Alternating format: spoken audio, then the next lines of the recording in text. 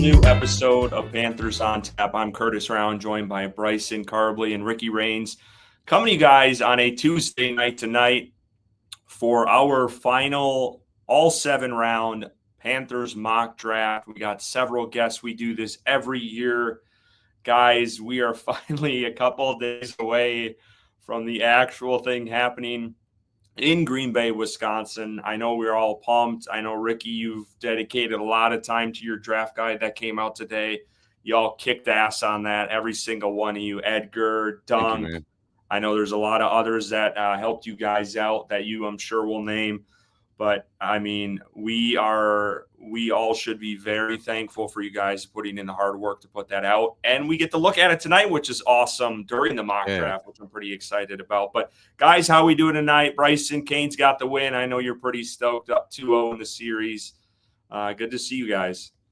Yeah. First, I want to add, the draft guide that Ricky released today with the help of other people.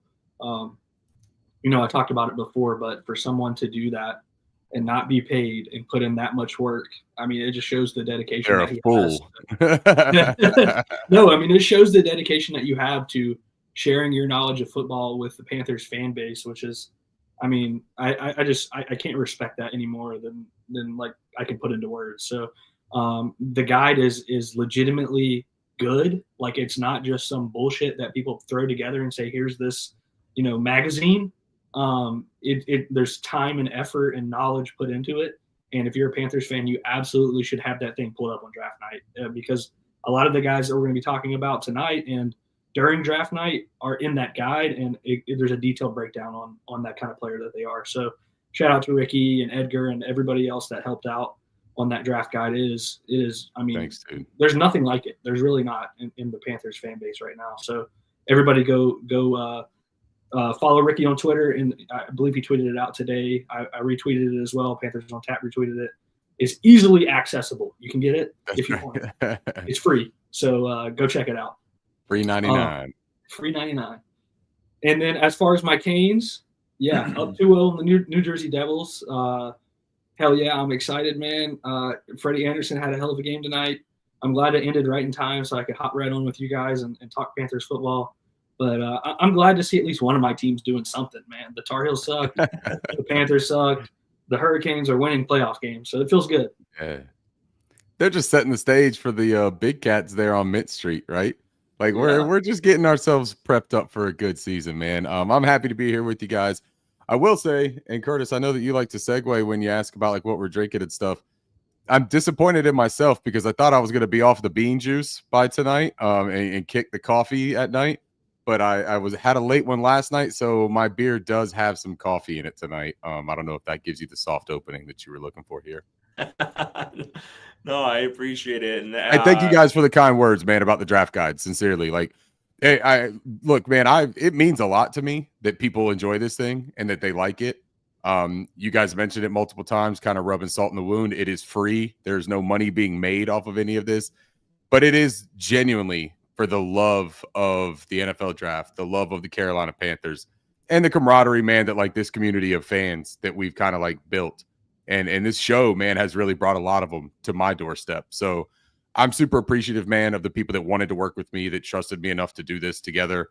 One of them will be here with us tonight. And you guys for allowing me to take that on and giving me some time, man, because this thing took a lot of time, man. And I definitely allocated some resources to it. But grateful as hell for the response that it's gotten. Yeah, for folks that don't know, we got a couple questions off the top, and then we're going to hit into our mock draft. This is going to be a marathon. This is not a sprint episode. This is a 2+ hour episode, more than likely, as much as Bryson probably wants to go to bed. I'm locked in tonight. I'm staying up late. I don't got to go to work early this morning. I'm here for the long haul. Glad to hear it. Yeah, we got a lot. We got a great guest lineup. We're going to bring them in just a little bit. But want to let folks know, don't be afraid to use our super chat. It's on YouTube. It's that little money icon. We would appreciate it. We will get to all your questions, and we have a great panel tonight that will give you guys a little different perspective if you're tired of hearing from us the last couple episodes. So we got some heavy hitters And we're competing with the best of them tonight. If you want to consider that, I know a lot of the other Panthers content creators are going live tonight. Usually we try to go on Wednesdays, but our schedules align better for tonight. So we're hanging with the best of them tonight. So keep the chat going. We would appreciate. I see Ricky's mom's on here. Appreciate her support as Zach. That's Griffin. my favorite Panthers on Tap fan. No offense to everybody else. What's up, Mama? Zach Griffin, a little love for Bryson there with the Canes. You're doing the Lord's work, Ricky. I would agree with that. Before we bring them in, let's just quickly, because I just don't want to make it awkward if no one else is drinking besides us. What do you guys got on tap tonight? I'll go ahead. I'm drinking I'm going to be drinking a lot of this from here on out. I think the guys on the show know why, but Lone Rider beer. It is a cerveza, best brewery in Raleigh. Okay, I'm not partial for any reason whatsoever, but sexy man at it. It's a great brewery right by the airport. Go check it out. The cerveza is really great. I think the Josie, which is like a Guinness, pretty much is the #1 seller. But I'm drinking a cerveza tonight. Got 3 ready to go in the cooler. So awesome, Ricky. What about you?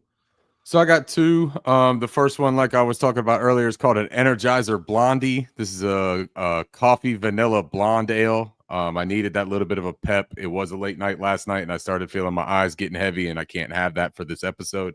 The second one is the name of it is kind of for the draft season. It is also a batshit crazy beer. It is called End of the Rain Boba.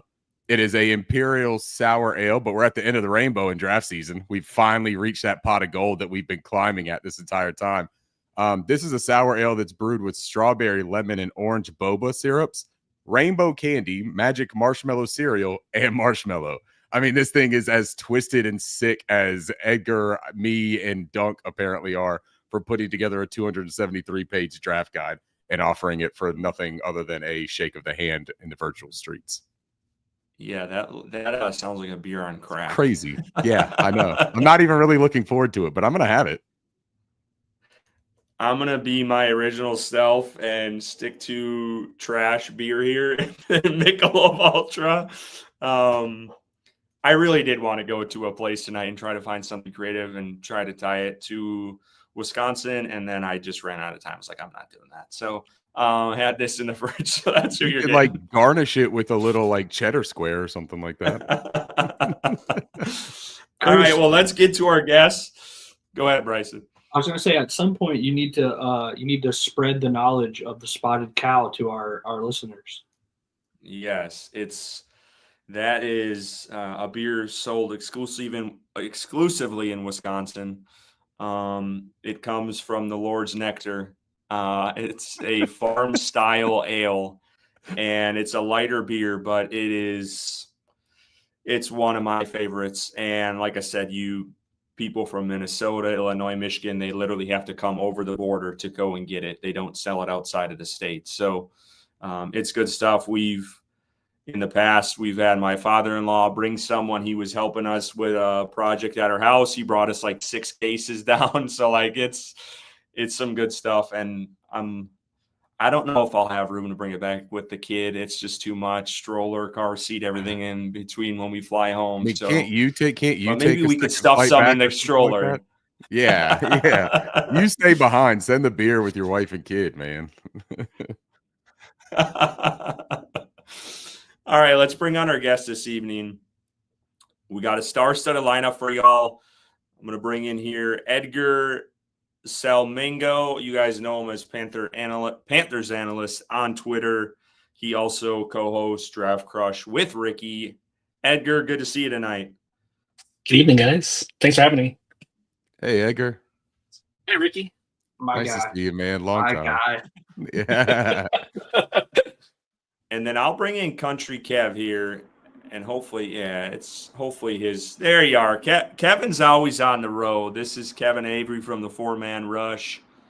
What up, Kevin? Your Twitter handle changes all the time, so it's hard to keep up. What's your Twitter handle? Hey, it's only changed one time. I feel attacked.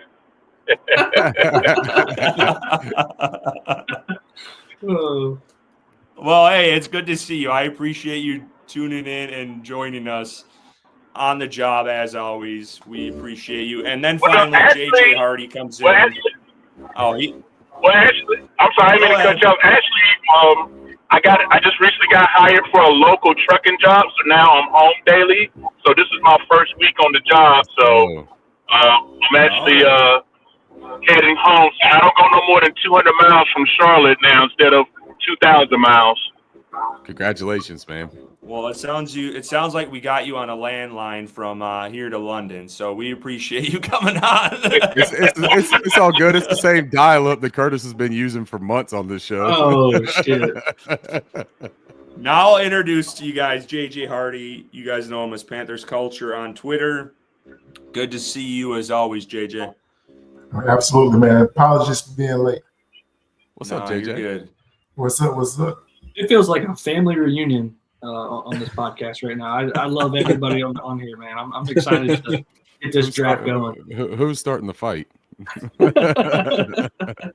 I do want to mention because a couple of us in here are still in the running for this. So the For Panthers Fans Only podcast, go check them out if you don't listen to their content.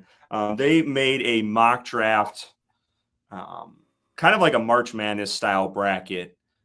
It's the first year I and me and Bryson have been a part of it. I know Ricky was part of it last year. I know JJ has been a part of it. I know Edgar's been a part of it in the past. But we're down to 4 teams right now. And JJ and then us, our collective, like Panthers on Tap mock draft. We're in the finals. We aren't going against each other. Hopefully we do see each other in the championship. That would be fun. But voting, I think, is wraps up in maybe 10 hours from now. So go check out. It's For Panthers Fans Only. We'll be about on this episode, so you can listen to this, and then when we hit the 10-hour mark, you'll be able to check to see the results.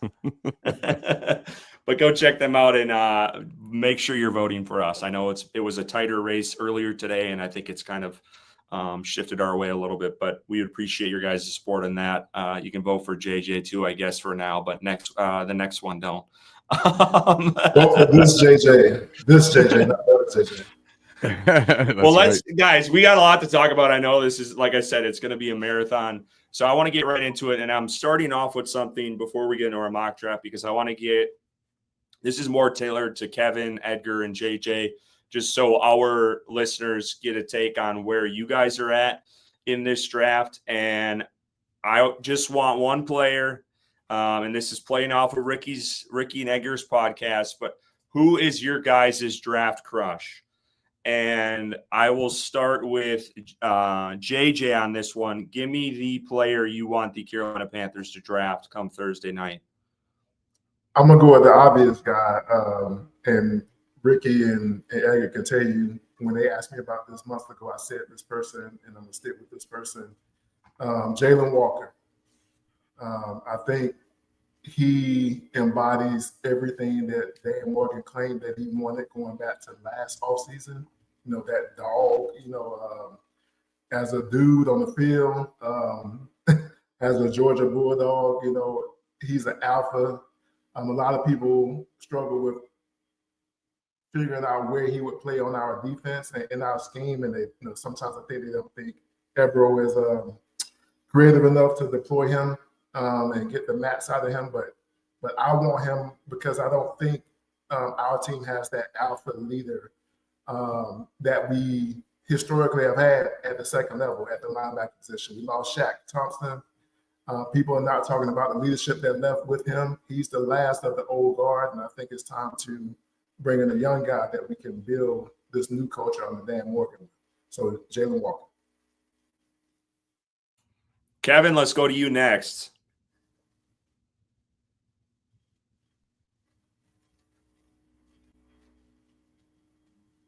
Okay, we'll go to Edgar while Kevin might be in a bad area. Edgar, what about you?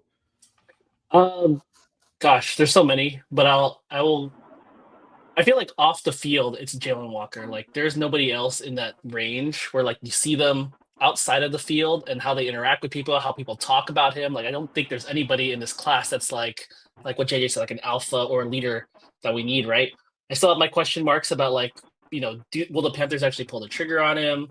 Does he have the length? His game's going to be a projection, right? And so it's hard to say like this guy's like when I watch the games, like JJ watched the games, like he always like I was actually watching for Michael Williams, and I always came away like, wow, Jalen Walker, that guy's a dude. But like, does his game translate? Because we've never seen him as a full-time edge rusher when he did it back in Georgia. Like we saw it in flashes, but can he put it together? And he's only like 20, 21 years old, so it's not like he's like that possibility is closed. We still have a long runway to go, and I know that this is quote unquote controversial, but I'll always be a big Tessaroa McMillan fan. I'll always say like I want to make my offense elite, like take one side of the ball and just be awesome. And so even though I know defense needs some help and that's where they're going to go, I'll always be a sucker for like making one strength really, really strong. And I feel like at that level, if he's available, I'd love Tessaroa McMillan. Kevin, what about you? If I can try to unmute you.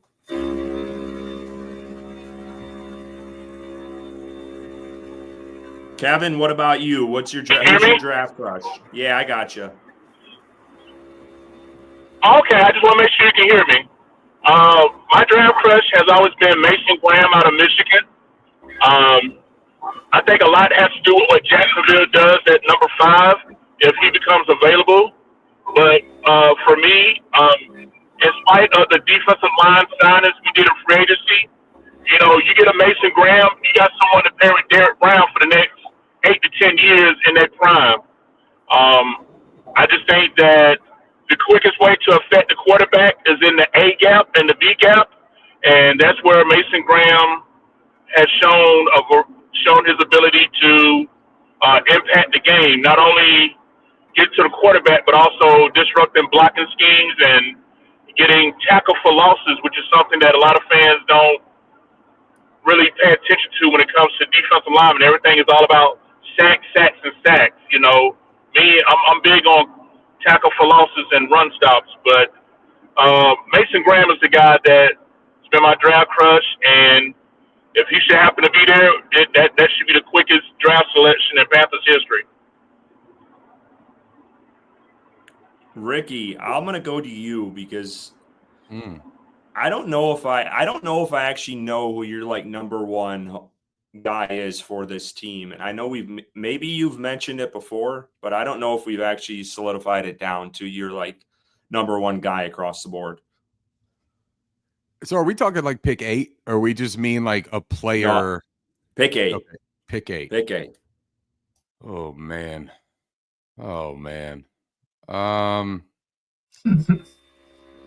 So look, man, I'm a Luther Burden proponent. I like Luther Burden a whole lot. I think that he is a dynamic playmaker that offers a skill set that we do not have even like a remnant of it on our offense. I think that he opens up a ton for the existing offensive pieces. I am also still a true believer of Malachi Starks. And I think that Malachi Starks would be a difference maker on this team in Evero's, deep part of his defense and the flexibility that it would give him with Trevon Merrick on the roster, with JC Horn.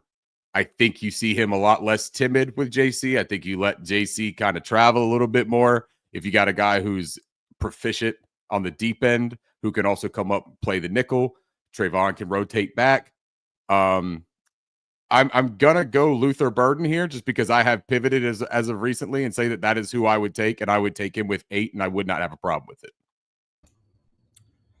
That's awesome. I like a guy who's going to go out on a limb because I have not heard that much out of this fan base at all. So I don't knock that at all. Bryson? Yeah, I mean, I'll keep mine short and sweet. I'm riding with Edgar in regards to the second player he mentioned, Tet McMillan. I've been on that train for a long time, and I'm still on that train.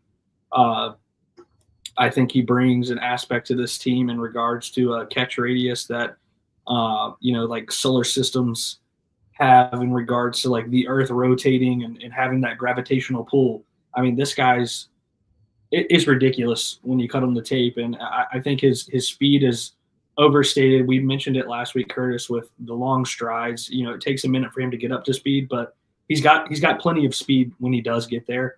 His yak ability is there. I think he's got the best hands in the class. I really like Ted McMillan, and I don't agree with a lot of the people seeing him slip. I think he's going to go in the top 10. I really do, and I hope it's at 8 to Carolina. Yeah, I'll make it short and sweet. Big proponent of Jalen Walker. Have been both the Bulldogs. I tweeted this out a couple of weeks ago when I was watching Michael back in 2023 just to see how he was pre-injury. Jalen Walker just kept sticking out, and I couldn't get off of that guy's tape. There was 2 players that I personally watched that got me really excited. It was him and Walter Nolan, and I could not get off of those 2 guys when watching both of them. I don't think Walter Nolan would be a pick at 8, even though Darren Gant name dropped him in a radio show yesterday as a possibility, which I thought was very telling. And up to this point, we haven't heard anything about. So just keep that in the back of your pocket. But yeah, Jalen Walker, I think Carolina needs someone on defense. I'm still not satisfied with what they did in front. And I think that edge room is still pretty thin after this year. So they need to go out and get a guy, and I think he's going to be the guy. Let's go to the next question here. There's some interesting answers in the chat, too, just for what it's worth. I see it, Andrew Makuba. I don't think that's someone saying that at 8. But Malachi Starkslove and Matthew Golden brought up in there, too. And Tyler Warren. For me, real quick, before we move off of this, one of the reasons, too, I bring up the offensive side, because I think that there's terrific depth on the defensive side that have a little less questions. And I think that Jalen Walker could be an absolute difference maker. I think he could be a difference maker and a tone setter, a leader on and off the field. I think he brings all the juice you need. I wouldn't have a problem with Jalen Walker, but there are legitimate questions about his projection, in my opinion, where I think that if you were to get a guy like a Princely Umanmielen, right, that offers you that speed factor in the second round, Braden Swinson. I'm a giant David Walker fan. I think he would work in this system. If you talk about Jalen Walker finding success at a small undersize, David Walker can too. So can I ask you something? I want to jump in here quick. Yeah. Would you have the same concern with a different defensive coordinator with Jalen Walker? No, because if you get down to the core of what the defensive scheme is supposed to be, Evero hasn't had the ability to deploy it here in Carolina. Now, I think that he does play safe a little bit too often. And I think that what he's trying to do is stop the bleeding, right? Like he's looking for ways to mitigate the obvious deficiency on the talent on the defensive side. But I don't think that I have all that much of a concern with Evero if you give him pieces. I would like to see what he does, because from what you see, there are some places on the defense that do seem to grasp the concepts that he's teaching them. We just don't have the players to make it happen, I don't think. I do think that Evero is on the hot seat, though. So, I don't want to get guys that only fit Evero's system. But Canales likes that Fangio derivative system. He likes the cover 3. He likes zone defense. I think he likes an odd front. So I think you're going to see that kind of defense continued here in Carolina, even if Evero is not the coordinator. Yeah, I just want to know if you were reluctant to go after Jalen Walker because of Evero and how he handled. I'd be reluctant to go after Frankie Jalen Louis. Walker because of the not really knowing how he translates as an edge, and they want to play him as an outside linebacker. Mm-hmm. So if you're going to play him as a rush backer, you're doing it all on projection. That's fair. All right, well, let's go to another situation here, because this has come up time and time again, and I thought this was a good question. And I'm shocked. I don't know if anyone in the chat, and I had heard this in one of the Panthers. I'm kind of jumping around the Panthers podcast they do with Anish, and then they have some guests on every now and then. They tend to bring Tyler Warren up a lot. I don't know if that's just because they like that guy, but I thought that was very telling. That was time and time again, they touched on him pretty heavily. And I was listening to the podcast yesterday when they're doing it, and they were saying if there was a couple players available that the Panthers would not trade out of pick 8, they mentioned Tyler Warren if he was there. Thought that was interesting. So, again, just little nuggets that I've picked up on. But that would be my question for you guys. what player or players would prevent you from trading down from 8? So give me either one player, or if you have 2 guys, these guys you would not trade out of that pick no matter what. I did not prep you guys on any of this. So let's start with Edgar. We haven't heard from him in a while. Give me a player or a group of players you would not trade out of that pick. Or you wouldn't, it doesn't matter to you. You don't think these guys are talented enough in this class to have blue chip guys at 8. Oops, there we go. There we go. I mean, it obviously depends on like what the packages there are like. I felt like just going backwards here when we talked about that bracket. Like I was the only one in the bracket who did not do a trade because I felt like, you know, trying to be realistic here. No one's trading up 3 spots and giving up 3rd round picks. I'm just saying.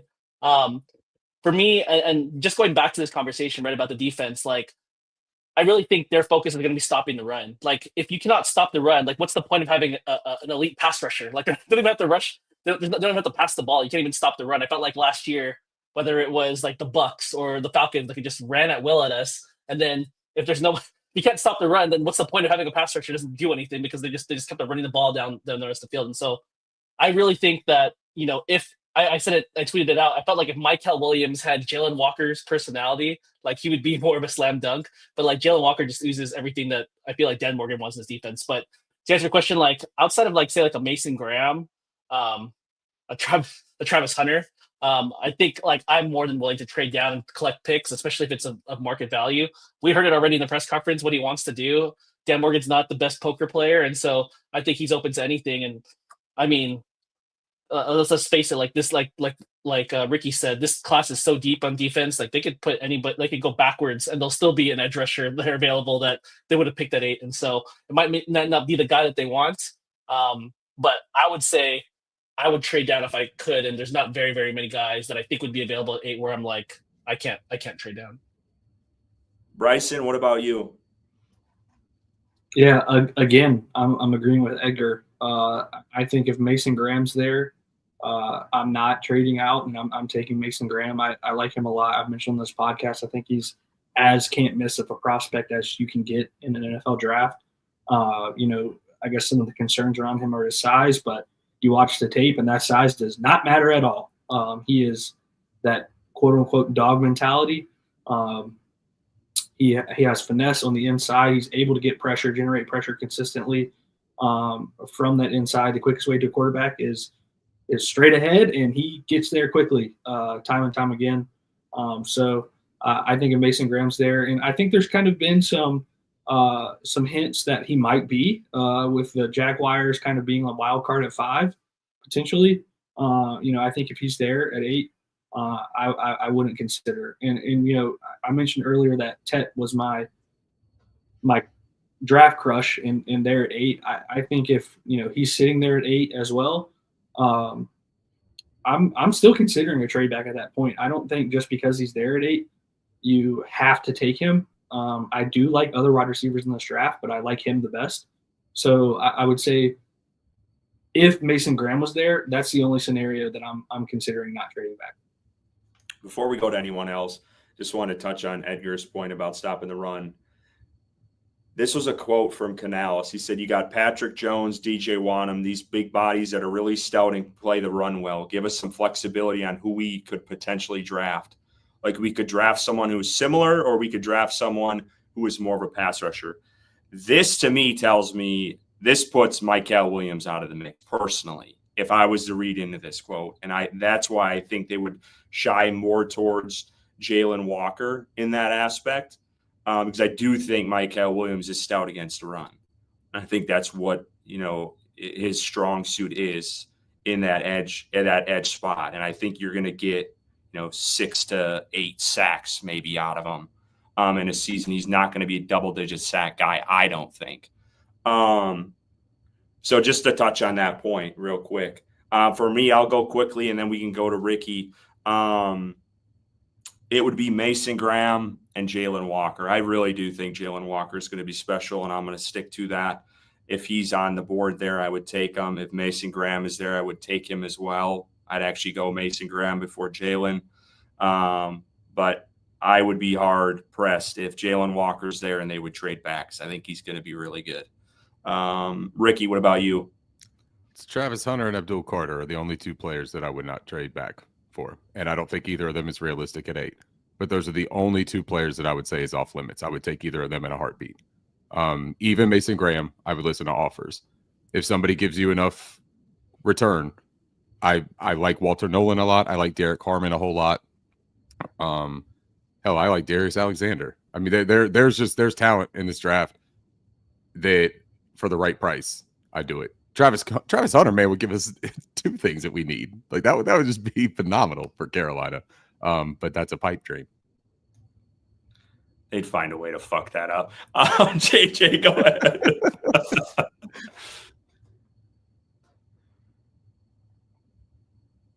I read. All right, here we go. I unmute. You were on mute. Go ahead. Okay. Yeah. All I was going to say is the same as my draft crush. I'm sticking with Jalen Walker. I hate to put all my eggs in that basket, but I do have conviction about him. I think he is a stud. I read an article, maybe it was a tweet, that had a breakdown of who the blue chip guys were in this draft. And I found it interesting that after Abdul Carter, after Travis Hunter, and Ashton Genty, Jalen Walker was added, to their blue chip guys. And so I don't think we're good enough to pass up on blue chips.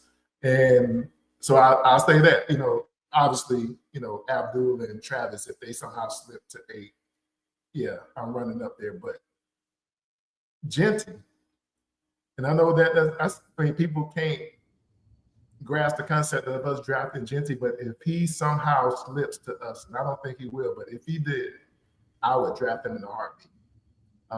I think he's the most special offensive player in this class. I think everybody acknowledges that. And although Chuba had a great year last year and Rico Dowdle's a great RB2, Rico's on a short deal. Chuba's on his second deal as a running back. And I would get some insurance since we don't know what's going to happen with Jonathan Brooks. I think Ashton Genty could be your guy for the next 5 to 6 years strong on the rookie deal. So, yeah, those two guys, Jalen Walker and Ashton Genty. That's pretty strong words coming from the running back Reaper himself. Hey, rookie deal. Kevin, I'm not sure if you're there. I see movement. Hopefully you can hear us. Who are the player or players that you would prevent you from trading down? All right, can you hear me? Yeah, we got you. Okay. I got 3 players. You spoke on 2 of them. Obviously, I went back down if Mason Graham was there. I already gave my reason why. I'm a big Tyler Warren fan. I think Tyler Warren would be just as effective in running.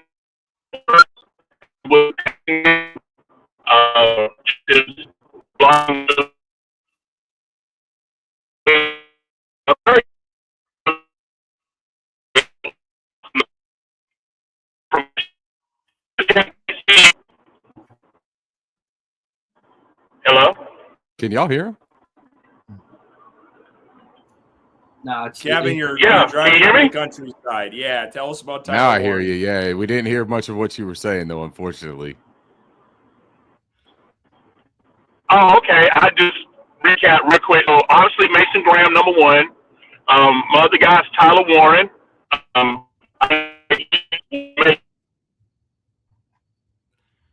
he mentions the name Tyler Warren and it just goes out.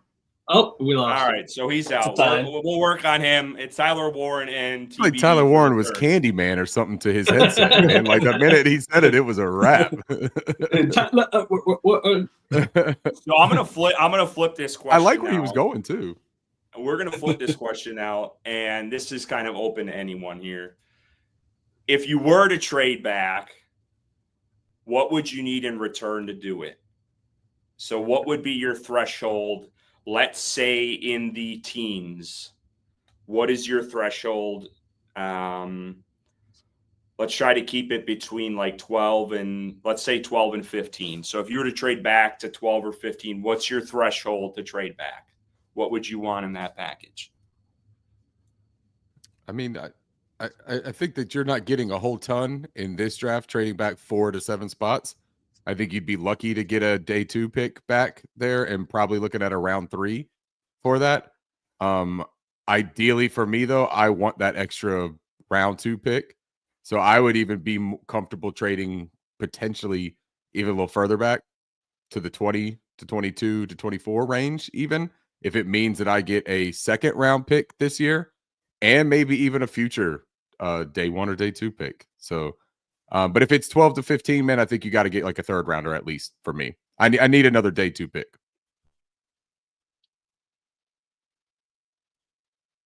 I was going to chime in. I was on mute. I apologize. I'm the same way with you. I think you need a day 2 for me to move. If you're going to the 20s and it's moving up for a QB or even Genty, if you're going from the 20s to the top 10, I need a first round pick next year, without a doubt. I don't care how bad this draft is or what you want to rank this draft with other ones.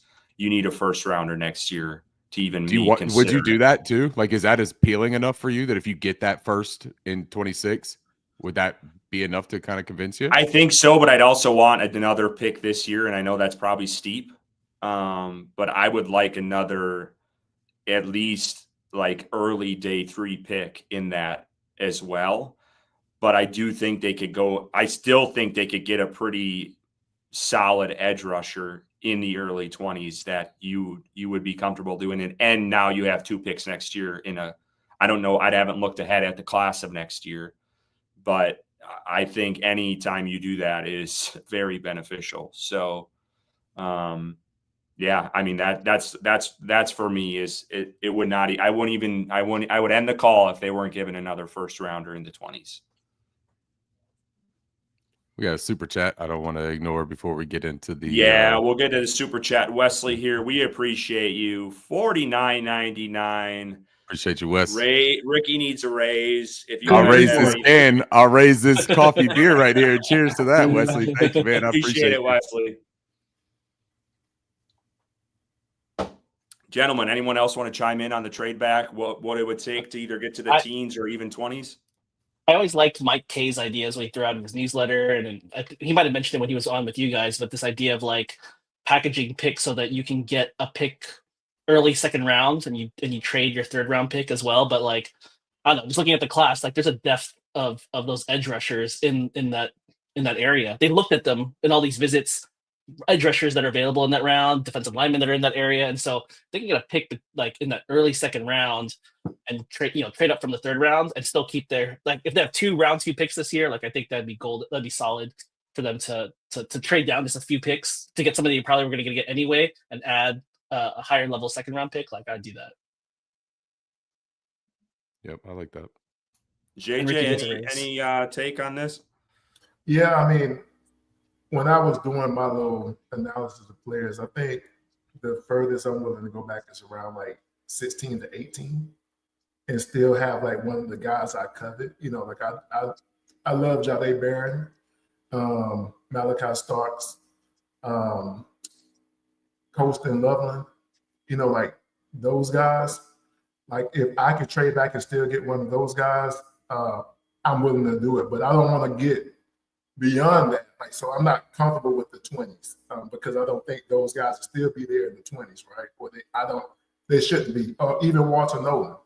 Love Walter Nolan. So like those are 4 guys that I expect to be there around 16 to 18, and I could live with drafting any one of those guys and be really happy on Thursday night. What I would expect in return for that, I'm not like a great compensation guy. Like I expect the world, so hopefully I could, broker, their second round pick as well this year. And that second round pick, should be somewhere around what, like pick 50-ish, like 48 to 50-ish. And so now I have pick 48, 49, or 50, as well as we have pick 57. Yep. And so, now we can do some things right now because we got 2 second round picks, and now we can make some moves. We could go back, we could go up, on day 2. And so like, that's what I, because honestly, if you get that second round pick, somehow that mid second round pick and 57, if somebody crazy just slips to the end of the first, now you move back up. Like James Pierce or somebody like that, at the end of the first round, you're like, you know what?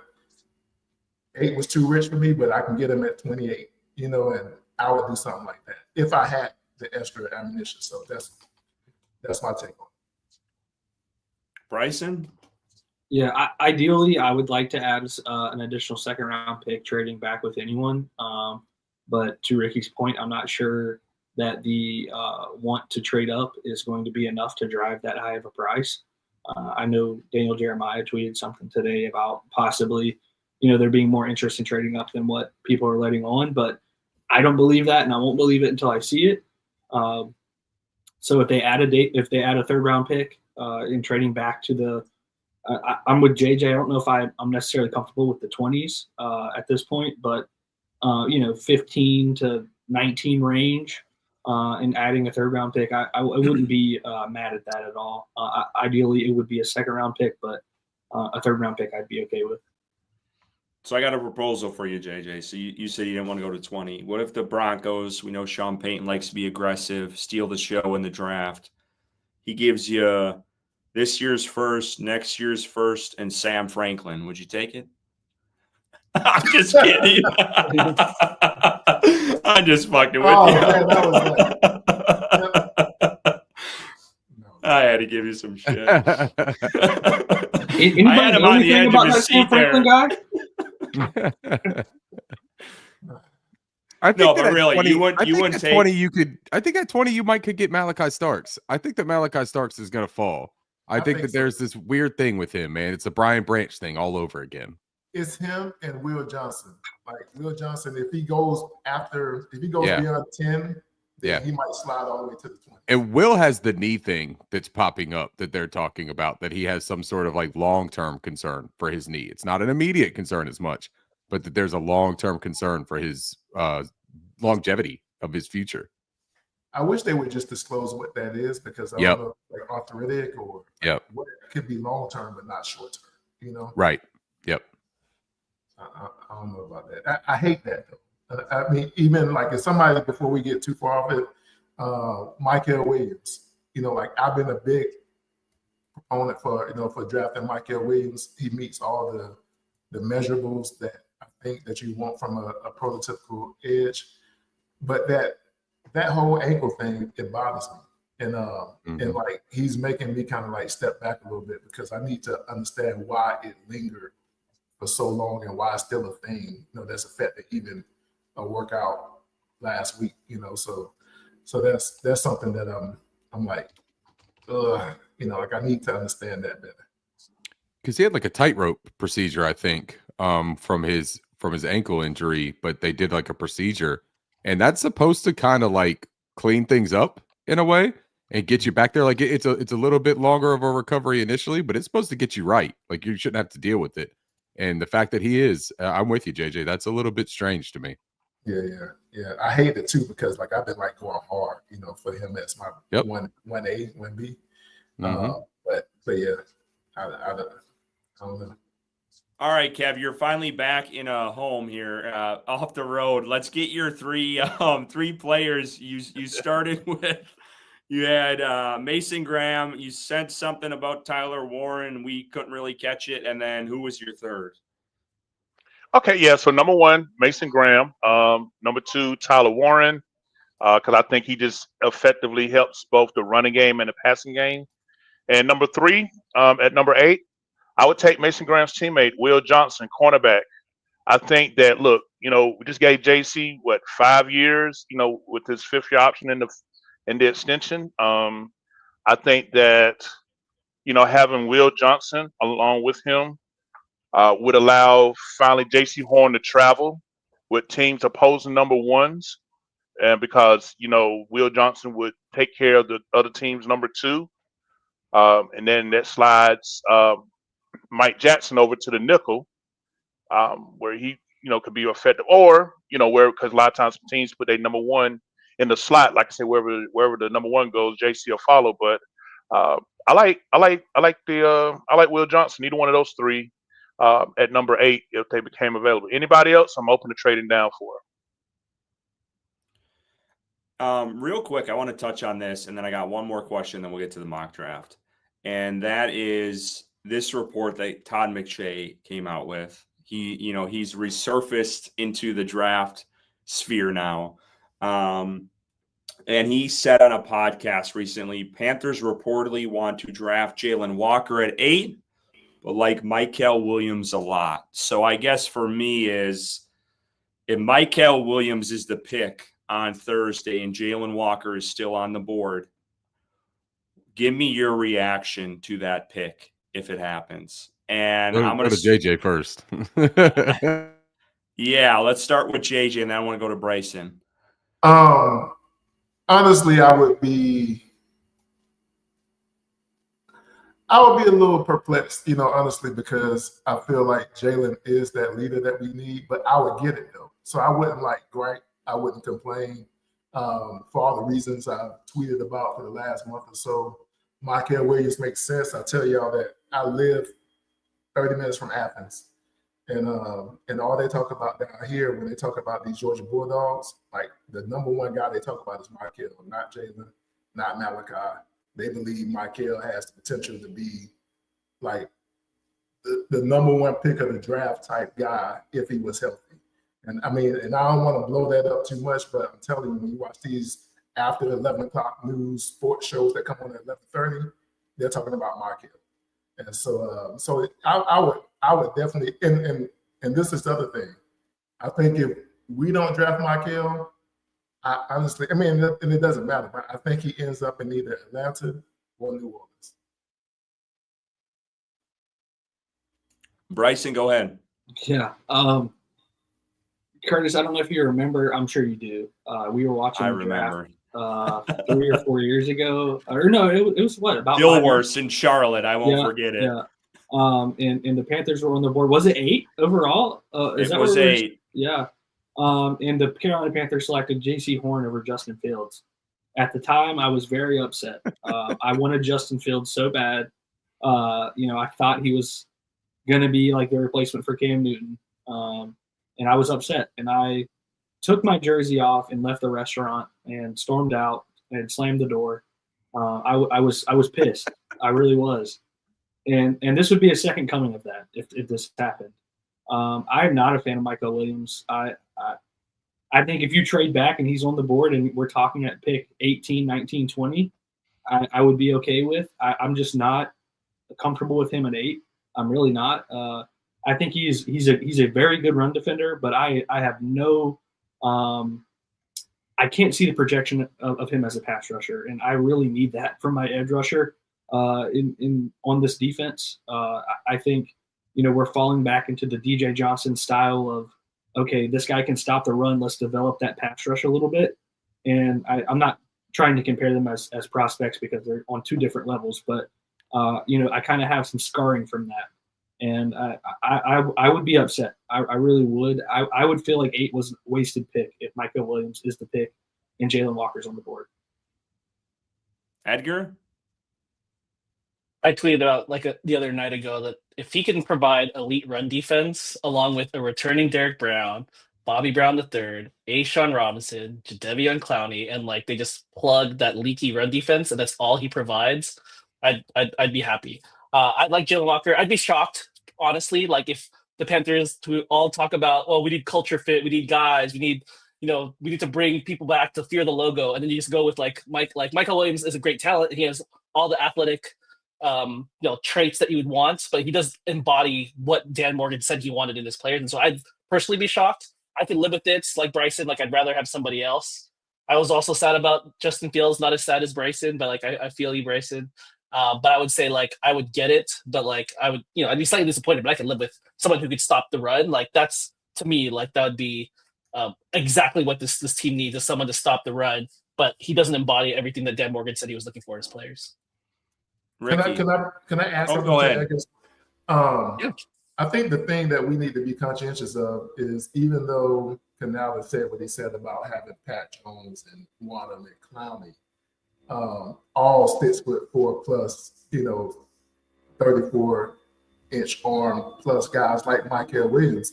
It's the fact that Wanham and Clowney are on the second year of their deals. Clowney is like 33 years old, I believe, 32, 33, something like that. And he's in the second year of his deal, and then it's over. Same thing with Wanham. Like Michael Williams is a guy that you can bring in right now. You can let him get mentored by Clowney, right? And then, you move off of Clowney, or you move off of Wanham, or you move off of both next year. And now that guy is your edge for the next 4 years plus. And that's why Michael makes sense. He's 20 years old. This will give him an opportunity to come in, see how the prototypical edge guy does it. And I hate to say that Clowney is that guy, but Clowney still has a lot of lead clout. And bringing a guy like that to tutor Michael, and I think it gives the Panthers some flexibility moving forward, from those two veteran edges. Ricky? Well, I don't want to forget too, when we sit here and we talk about Jalen and how like he matches all these things that they're talking about. We also heard Dan Morgan start part of his conversation or his little dialogue there that, yeah, you'd love to have the tall, big, strong guy with the long arms. That's how he started that, right? And then when they talk about Pat Jones and DJ Wanham and Jadeveon Clowney, they also start by saying, so we could go and get that same type of player. They're not telling you that they don't want Michael Williams. They're telling you to your face that they do really like Michael Williams. Where Michael is significantly different than those players, he can't go to the Quick Trip and buy a tall boy. He's 20 years old, and he has a developing pass rush arsenal. And JJ's correct. You talk to people around that Georgia Bulldog program, they tell you that his pass rush is refined. He doesn't get a whole lot of opportunity to deploy it, but that dude has NFL caliber moves. And when you see him lined up a little bit wider, whether it's 5 or 7, even stand up 9 at times, he shows he's got some get off, man. Like it's the responsibilities that he was asked to do are really difficult to evaluate and translate. But from all accounts, he can be a pass rusher, and he would probably be a 7 tech in Carolina. I don't think that they would move him inside. I think he's a 5 to a 7. I don't think he's playing a lot of 4-eye. I don't think he has a physical strength to do that, even though he's very strong in college. 4-eye in NFL is different, man. We're talking about Bobby Brown plays that. Bobby Brown is a large dude, and I don't think they would draft Michael to do that. I think JJ's spot on about letting him be under the tutelage of some of these veteran players right now to pick up the ability and way to learn to play the position, and then develop that pass rush arsenal. I don't think, and Zach brought it up in there, that the context of that conversation was if Jalen Walker was actually off the board. I have a hard time seeing them pass up Jalen Walker because I think he fits exactly what they like. Everything outside of the field plus some of the on the field. I don't think that he's just a sentimental pick. I think Jalen Walker has serious juice, and I think that he threatens from the outside. And from what I think about this defense, I appreciate Edgar's stance on wanting to plug up that run defense because I feel the same way. But I also feel very differently about I would get that edge rusher that can win individually and that can make a quarterback uncomfortable in a quick amount of time. Because if you don't have that at all, then they can dink and dunk you too at screenplays. They don't have to run up the middle. There's simulated runs, right? There's extensions of the run game. The quick pass game is an extension of the run game. And if a team knows that you're stout up the middle, how often do you see teams try to run it up the gut on the Philadelphia Eagles? Not all that often, right? But they counter and they figure out ways. Look what the Rams did against them. Now, granted, it was in a snowstorm. They had a quick pass game. They got outside stretch plays. Like, they had a lot of counters. Those are things that you're going to run into if you do fortify one particular area. Michael's cool because he can help fortify that from the outside. So it's not just a bunch of hog mollies interior. But I don't know, man. I would be surprised if they took Michael over Jalen. That is the original question, right? Isn't that what I was supposed to be talking about here? Yeah, and I don't think, and I went on a tangent. Sorry.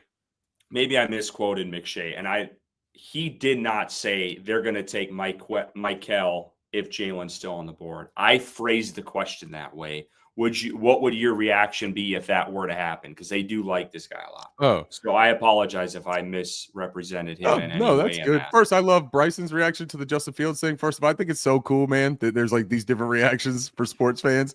I'm one of those, like, I just hang my head and I'm like, again, like nothing gets to me anymore. Maybe it's because I'm a Maryland fan, I'm a Hornets fan, you know, I'm a Cubs fan, and I'm a Panthers fan. Like, all I know is losing. So, like, I'm cool with it, man. Like, it's like the Bane quote, right? Like, I was born in the dark. Like, you know what I mean? Like, this is nothing. Molded by it. Yeah, I'm molded by it. I would sit there and I would say, okay, let's see what you got, developmental coaching staff. Like, you guys keep hanging your hat on all this. Let's see what you got. In secret, I would probably come home and I might pour one extra brown liquor before I go to bed. And I might sit outside and I might shake my head, suck my teeth a little bit, and then I'll go inside and I'll go back to bed, man. It's a difficult thing, but you know, what are you going to do, man? I do love Bryce's reaction, though. I think it's tremendous. When I see guys just get pissed off and fiery about stuff, it does jazz me up a little bit too. So that's cool. Yeah, I'll paint the picture for you. We'll go a little more descriptive than what Bryson said. We were sitting out. I'll never forget it. We were sitting outside. Roaring Riot was there. There was a bunch of fans outside. There's monitors all over outside Dilworth. This is the same Dilworth that talked shit to Tepper, and he came storming in, took the guy's hat off. That place. And the pick comes in, and me and Bryson are like, you think it's going to be Justin Fields? He's still there. Like, they need a QB. And then J.C. Horn comes up. And Bryson literally got up and walked straight into the restaurant, just pissed us all out. And I'm just sitting out there like, okay, here we go. So, yeah. And I'm happy to say I was wrong. Okay. You know, I'll take my lumps on that. JC was the correct pick. You know, he's still a starter in this league, unlike Justin Fields. You know, Justin Fields maybe, I guess, with the Jets, but, you know, bounced around a couple of times. And JC has battled through some health concerns, and it turns out he's a fucking good player. So maybe my reaction was a little overreaction, but at the time I really wanted a quarterback. So I'm a fan, and sometimes I'm wrong. You know, It's just as long as you didn't flip anybody's hat, you're okay at Dilworth. yeah, no, I sure did. And Bryson, I did the same thing, by the way.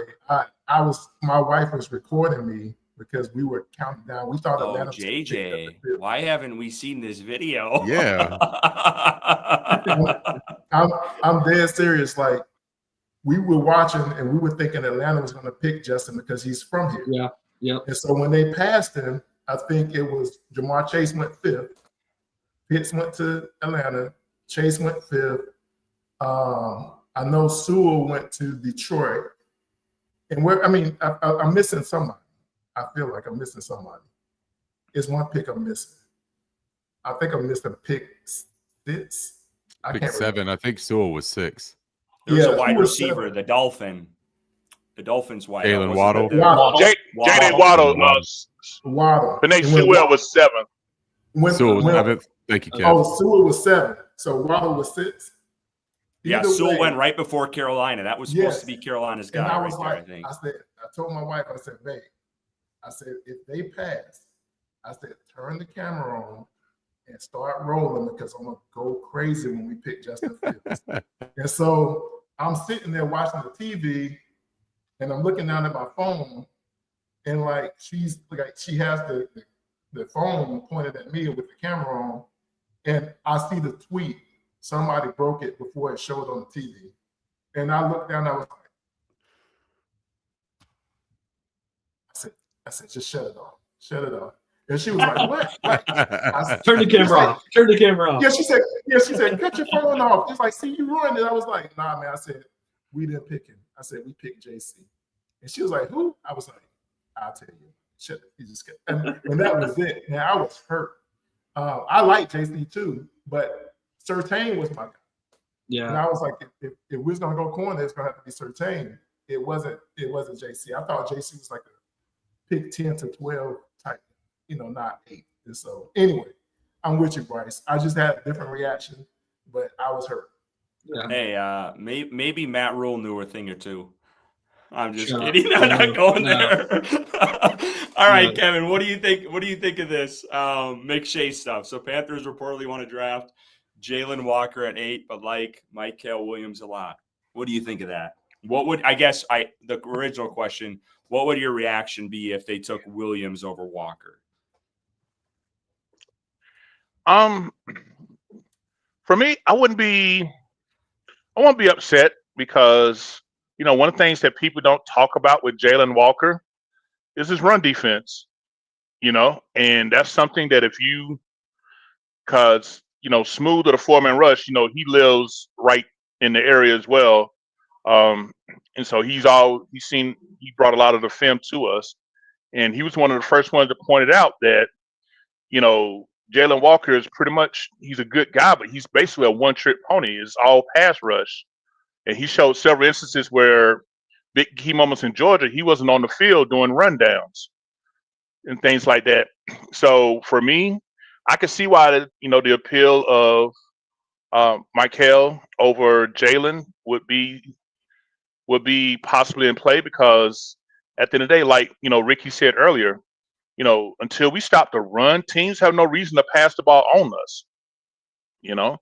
And if you look at when teams run off tackle to us, I think to like the off the tackle or off the tight end, they're averaging 6 yards to carry.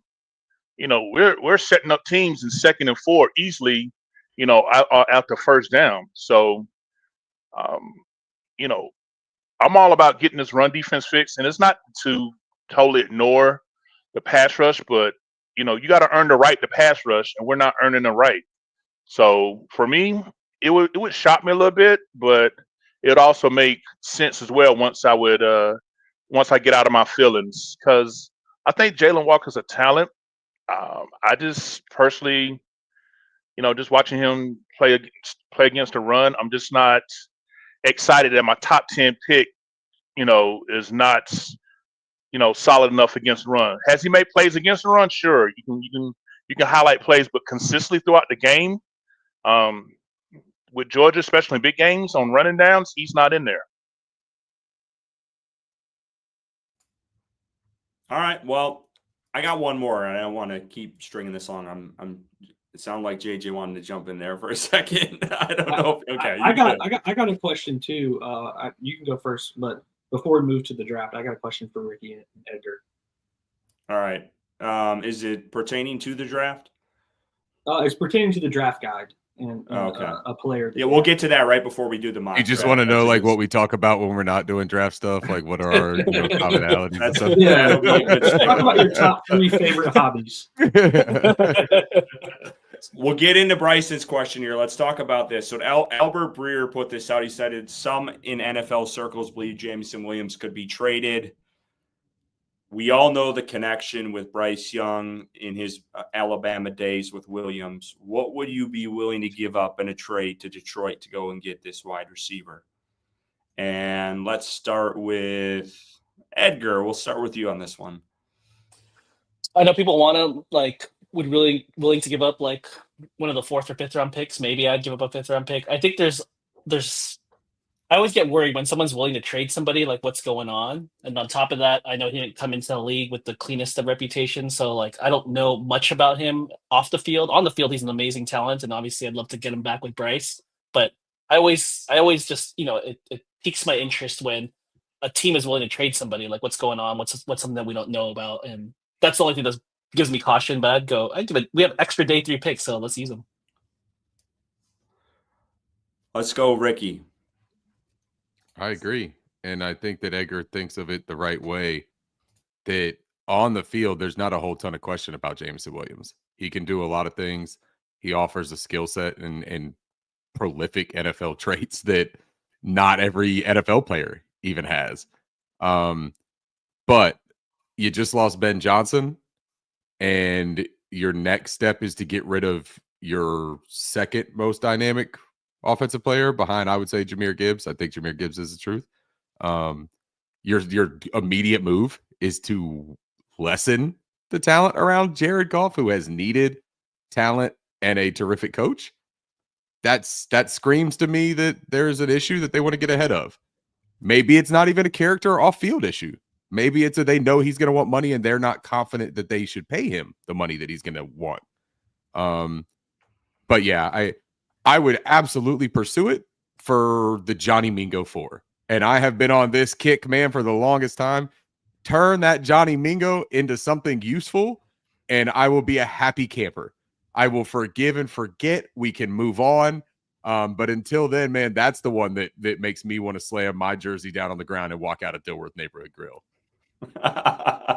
I like Keaton's comment. 3 cookout trays and a half a Bowberry. Shout out J-Bone Jobin too, man. He always comes in here and makes me laugh when he calls me Professor Deep Voice. That shit always makes me chuckle in a creeped out, funny kind of way. Thank you, J-Bone. JJ, what would you be willing to give up for J-Mo? A 5th round pick or later, to be honest. And it's because, look, we just did this last year with Deontay, and they're not the same guy, but, you got a guy coming in, character issues. We see how they went with Deontay. If things start out slow here in Carolina, it doesn't matter if Bryce knows him from Alabama or not. He's going to be who he is. Now, I'm not saying that he's a bad locker room guy. I mean, his issues were related to gambling, if I recall correctly. But, he's obviously a talent. He's dynamic. He's a game breaker. I think the reason why I wouldn't give up that much for him is because I don't know that he is a number 1. He is special, with the ball in his hands. I mean, but I don't think he's a number 1. I think the way that offense was designed, I mean, it would, even with all his speed, it was scheming him wide open. He wasn't like winning one-on-one. He was just running free on crossers across the middle on perfectly timed routes, and Goff was just on time. And he just did the rest. And so, St. Brown is that guy, and he was able to play off that. I think even though Leggett isn't J-Mo, I think that's kind of how I envision Leggett being if we had another type of number 1. And so I wouldn't give up a lot to get him. If they just gave him away for a 6th rounder, 7th rounder, yeah, I'll do it, but more than that, no. Not me. I'll jump in real quick. I don't think they touch us with a 10-foot pole just based off of Deontay Johnson last year, even with the connection. Bryson, let's go to you.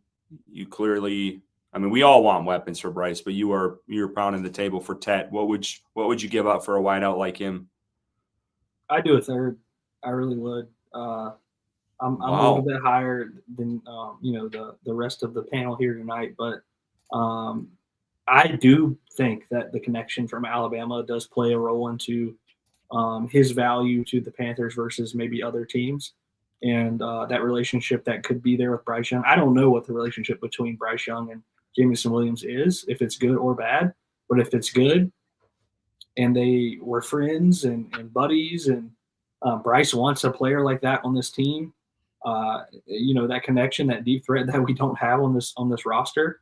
I'm not sure that a selection in the 3rd round of any player that could be on the board outweighs the promise that Jameson Williams could bring to the offense in regards to that deep threat that's missing on the offensive side of the ball. So especially if you're sitting there and you're going defense in the 1st round, you're taking an edge, and 2nd round, possibly defense again. I'm more than comfortable trading a 3rd round pick for Jameson Williams. Kev? For me, if Deebo Samuels went for a 5th, anybody can go for a 5th. That's how I see it. We got 3 5th round picks. I give up one of those 5th round picks for Jameson Williams. Sorry, tongue tied. But I would definitely give up one of the 5ths for him. Nothing more than that. Although I do, see the value of potential, but like you said, a little bit of the feces stain left over from Deontay Johnson still lingers, that stench. So I could definitely see the hesitation. But as far as like character issue, we're talking about gambling. For me, that wouldn't be a factor, especially when you look into the details of what happened with it. That's just me personally. But give up one of those 3 5th round picks for him, and let's see if we can get that Bama connection going back. You don't have an issue with his recent social media stuff, Kev? Because I think that's what's resurfaced of him. And again, I don't know if it's ever been proven what it's connected to. And I know a lot of people overreact online of when someone posts anything, and they always think it's about football when it could be about something entirely different. We all do it. So, but you don't have an issue with what he said recently. I think it was on Twitter or Instagram. You wouldn't have an issue with that in the locker room if, Bryce doesn't throw him a ball or whatever the case is, and he throws some fit on social media. You wouldn't have an issue with that? No,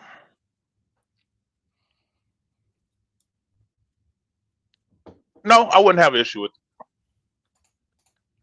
Because I'd rather have a guy. I'd rather have a talented guy that's showing passion, for the game, than someone that's just kind of, if I get, if I don't, I don't. When you're trying to turn a franchise around that's been, saying in dog shit for the last 7 years, give me passionate, talented players that want to go get it, versus the opposite. So I wouldn't have a problem with that at all. Did you have a problem with Deontay Johnson? I'm just curious. I'm not throwing you the fire. I mean, this can go for anyone. No, it's cool. I'm just curious. Curtis is giving you the news, man, right now, man. He's like leading the witness, Your Honor. Like, I know JJ's grinning ear to ear right now, but go ahead, Kevin. Yeah, I mean, as far as Deontay, when he first started, and like he was doing well the first few games, I was cool. But again, his situation was more so. I think potentially looking at finances versus anything. I don't think really that's the case with Jameson, but yeah, once he got out about Deontay, yeah, that did kind of make me be like, all right, we got to do something. Okay, so if it gets to that level, you're out on it. Okay, I got you. I want to make sure we all know where you're at. There's something internally, though, in that locker room. I don't know if it's Bryce Young. I don't know if it's Dave Canales, if it's Brad Idzik. There's something in that locker room that doesn't do well with that kind of energy, though. Conflict, 100%, yes. And as long as that nucleus is there of Bryce, Canales, and Idzik, or whoever it is that maybe has that adversity to conflict, I don't see them bringing somebody in that is going to add that element. I think that's their big focus on character and culture, is they don't want to mess up that ecosystem. And let's be fair, though, I've seen it firsthand going to some of the practices. I'm sure other people who have went to them saw the Deontay Johnson stuff flare up in practices from time to time. We also just can't point into like, oh, just because Bryce Young couldn't handle it, he was gone. This guy wasn't showing up to practices either. Like, so let's be very clear on that. And beat reporters have reported that. And he also had issues in Pittsburgh and in Baltimore. So this isn't just like a Carolina Panthers, Bryce Young can't handle any heat. Because I'm going to go to defense of him a little bit here. Because I know JJ's probably jump all over that. But I think it was a culmination of factors. I do think that played a part in it. But I also think there was other outside things that, ultimately led to his departure as well. So I just want to throw that out there. Any rebuttals to that? No. Let's not get into it. It depends. Yeah, it depends on how long you want this segment to go. Yeah, we might be here all night. Yeah. I'm going to step what you said, and I will say this though: we get into dangerous territory when we are a talent needy team, and we are afraid to disrupt the temperament of our quarterback. Yeah. Right. We need guys. But to their defense, I'm going to jump in. To their defense, they did go out and seek Deontay Johnson. They did. Now they might be a little skittish now to do that, but like this guy, they knew, like, the conversation when we signed him in this podcast was, do we think this guy has off the field issues still? So like they knew that baggage coming in. So there is, I would give them some leniency there, but I do think now there's hesitancy going forward with how it played out. And see, while I agree with that, I think the person they didn't know was Bryce Young at that time. And now they know him, right? Mm-hmm. And they know what works for him. And so I think they would be, like what Ricky mentioned, I think they'll be a little cautious to bringing in a big personality like DK Metcalf when he was available. I don't think they really swung too hard for that. I don't know what the actual verdict was on how aggressive they was about that, but I really think they would be very cautious to bring in a big personality, diva type receiver with Bryce Young, just given what we think we know. Well, I would love to know too if it is Bryce or if it's Canales that has a little bit of conflicted version, because the other element to this, and then I'll stop continuing on the segment and forcing this to go on longer. Very sorry about that, but I'm intrigued now. I'm in it. Jameson Williams, Jameson Williams has a personal history with Bryce Young. Yep. There may not be the temperamental issue that people consider it bringing in Carolina with Jameson Williams, because there may be a comfort level with the two of them. There may be a personal relationship that already exists that he knows how Jameson will react to a situation, or Jameson knows how Bryce will react. But if it's Canales that has an aversion for conflict, then I think you can cross off a lot of players from potential additions to this locker room. And that's not just on the offensive side. That's on the defensive side too, because Canales is the captain of the ship. So if he has a hard line about that kind of interaction in his locker room, you're going to see certain archetypes of players that are going to be taken off their board. I think Canales spent too much time in Seattle to be like that. I would hope so, right? Because Pete didn't have that. He was around a lot of conflict. Yeah. And so I think he grew up in that. I don't think it's Canales, but I think he's really trying to make sure what about the kids that grow up in a household full of arguing, though, and then they grow up and they're just like, anytime there's loud noises, like, nah, I got to get out of here. You know what I'm saying? Like, yeah, plug in the ears. That's what I'm saying, man. Maybe he's an ear plugger. I don't know. I do find it interesting, though, on that point. And maybe it was just Carolina didn't think they had the assets to do it. They reportedly didn't send an offer for DK, which is interesting. You know, how highly he spoke of Canales when they hired Canales. He was part of the introduction article on Panthers.com. And they didn't send an offer to Seattle. Maybe they just knew he was way too high for what they wanted. And they're like, all right, we're not even going to attempt. But I do think that's interesting in the layer of everything of what we just discussed. Edgar, any you want to chime in on this at all or not? I don't know. I'm extending the storyline out. I was going to say, like, Dave Canales is still trying to establish himself, right? So Pete Carroll, when he came into the league, he was already a college football champion, and like people have respect for that. You know, we're talking about guys like Dan Campbell, we're talking about guys like Mike Tomlin. Mike Tomlin didn't even want Deontay Johnson, like, let alone Bryce Young, who's like 22 years old, still trying to establish himself. Dave Canales, who's like very young, like late, early 40s, still trying to establish themselves. So I think people are in different places in their careers where they can handle different confrontations and conflicts. But if we hired, like JJ and I always talk about, if you hired a Jim Harbaugh, like, you can take these projects because you already have the cachet of, like, dude, like, I better get in line, or I can confront this guy. But if you're still trying to establish yourself, like you were a high school football coach just a few years ago, and you're trying to say, like, oh, I need to get in line with my program. It's like, who the heck are you? You're just not here. You just became a head coach, and he doesn't have the reputation around the league like a Ben Johnson when he comes to head coach. Like, okay, I better respect Ben Johnson. Dave Canales was a guy that no one else interviewed, that nobody else wanted to like for a head coach, and he's like ascending. He's still trying to develop his reputation. Is what I'm trying to say. And so, like, I think people's tolerance could depend not only on personality but also where they are in their career.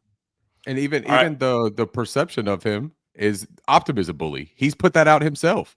Like, that particular style and approach of, look, I'm going to meet whatever adversity we face with kindness and optimism. That's a sell. Like, that, you have to sell that to certain guys too, especially established players in the NFL that are maybe like, dude, don't come over here and tell me everything's going to be okay when we're 1-15. That's not optimism bullying. That's lying, you know? So I just think that I think you're a perfect spot on with that, Edgar. I just think there's different personalities. Let's go to Oh, just Go ahead. one thing about J-Mo. I'm sorry. Let's just do this. Let's do this. We all spent at 20 minutes. We spent 20 minutes talking about a Detroit Lion. What the hell's wrong I let with it No, I go. want to JJ No, do go it. I want to ahead. hear it. Go ahead. Yeah. No, Go ahead. I think when it comes to Jameson Williams, I think a lot of people are putting the connection between him and Bryce, and saying that could be like like a selling factor, because he knows Bryce. They may be friends. I don't know. I will say this about the Alabama situation is that Nick Saban was there when Jameson Williams was there. So he was going to respect Nick over everything, right? I think in Detroit, to this point, Dan Campbell has established a great culture for his players there. And so I'm trying to go back in my mind and think of any other player that Dan Campbell has traded away. I can't remember like a good player that they just let go of, just for no apparent reason. And so if everybody respects Dan Campbell for being the leader that he's shown himself to be in the team builder, culture builder, then I think I have questions about why would you give up on Jameson? And, That's and all right. I'll go quickly with Hell just yeah. a Let's keep going. little bit, and then to ask my question to Edgar and Ricky. But I think there obviously has been some injury concerns with Jameson Williams throughout his career in Detroit. They are pretty well established at the wide receiver position with other guys there. And if they're not comfortable with paying Jameson Williams what he may command on an open market, I think moving him and getting some kind of draft capital is something that could be advantageous to the Lions. And I think if Carolina was interested in trading for Jameson Williams, in any scenario, they would have talked to Bryce and they would have said, "What is your relationship like with this guy?" And if it's no, he's an asshole, and Nick Saban kept him in line, then no, they're out. But if it's I had a great relationship with this guy, and I think he could bring something to this team, then Carolina's interested and they can make that work. I really do think they could. So in a world where they are interested, I believe that would have happened, and they would have had that conversation with Bryce prior. So my question for Ricky and Edgar, one of the things that stuck out to me from your very comprehensive draft guide, I'm still working my way through it, but I was looking at edge, and one of the things that stuck out to me early on reading through this draft guide is your fourth ranked edge in this class, Nick Scorton. You have him ranked above Donovan Ezeraku, who we've talked very highly about on this podcast, that we'd be comfortable taking him at 8, if he's there. A pure pass rusher, a guy that, 16.5 sacks, second in the nation in sacks. So if you could talk to me a little bit about Nick Scorton and why he's ranked so highly on the draft board in your draft guide. So I'll take the beginning of this one because this is my big board. So I'll preface it by saying that, right? This is not Edgar saying that Nick Scorton is his 4th ranked edge. I don't want to put that voodoo on Edgar. He's too nice of a person for that. This is my Jalen Polk probably, but I am willing to die on the Nick Scorton hill. I believe in him wholeheartedly. You talk about physical body composition. I had a comp, Bryson, to kind of give you an idea of how highly I think of him that I was going to use initially. And I backed off, man, because I had 2 that I really liked. I went with Yaya Diaby, who I was a really big fan of coming out of Louisville. He had a terrific rookie season, kind of dialed it back a little bit in his sophomore year, but he's a terrific pass rusher, has a efficient long arm, has a good spin move.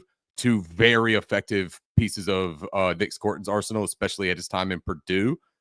He carried about 25 extra pounds at his time in Texas A&M.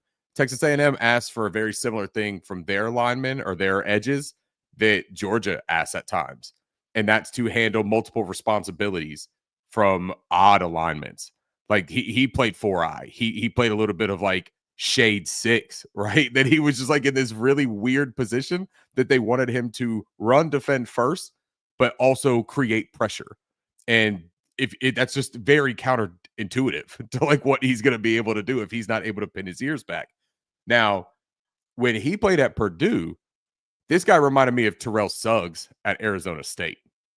Sheesh. And I'm telling you now, if you think about what Terrell Suggs went through, his coming into the NFL, he had some issues as far as keeping his weight and his physical training in check.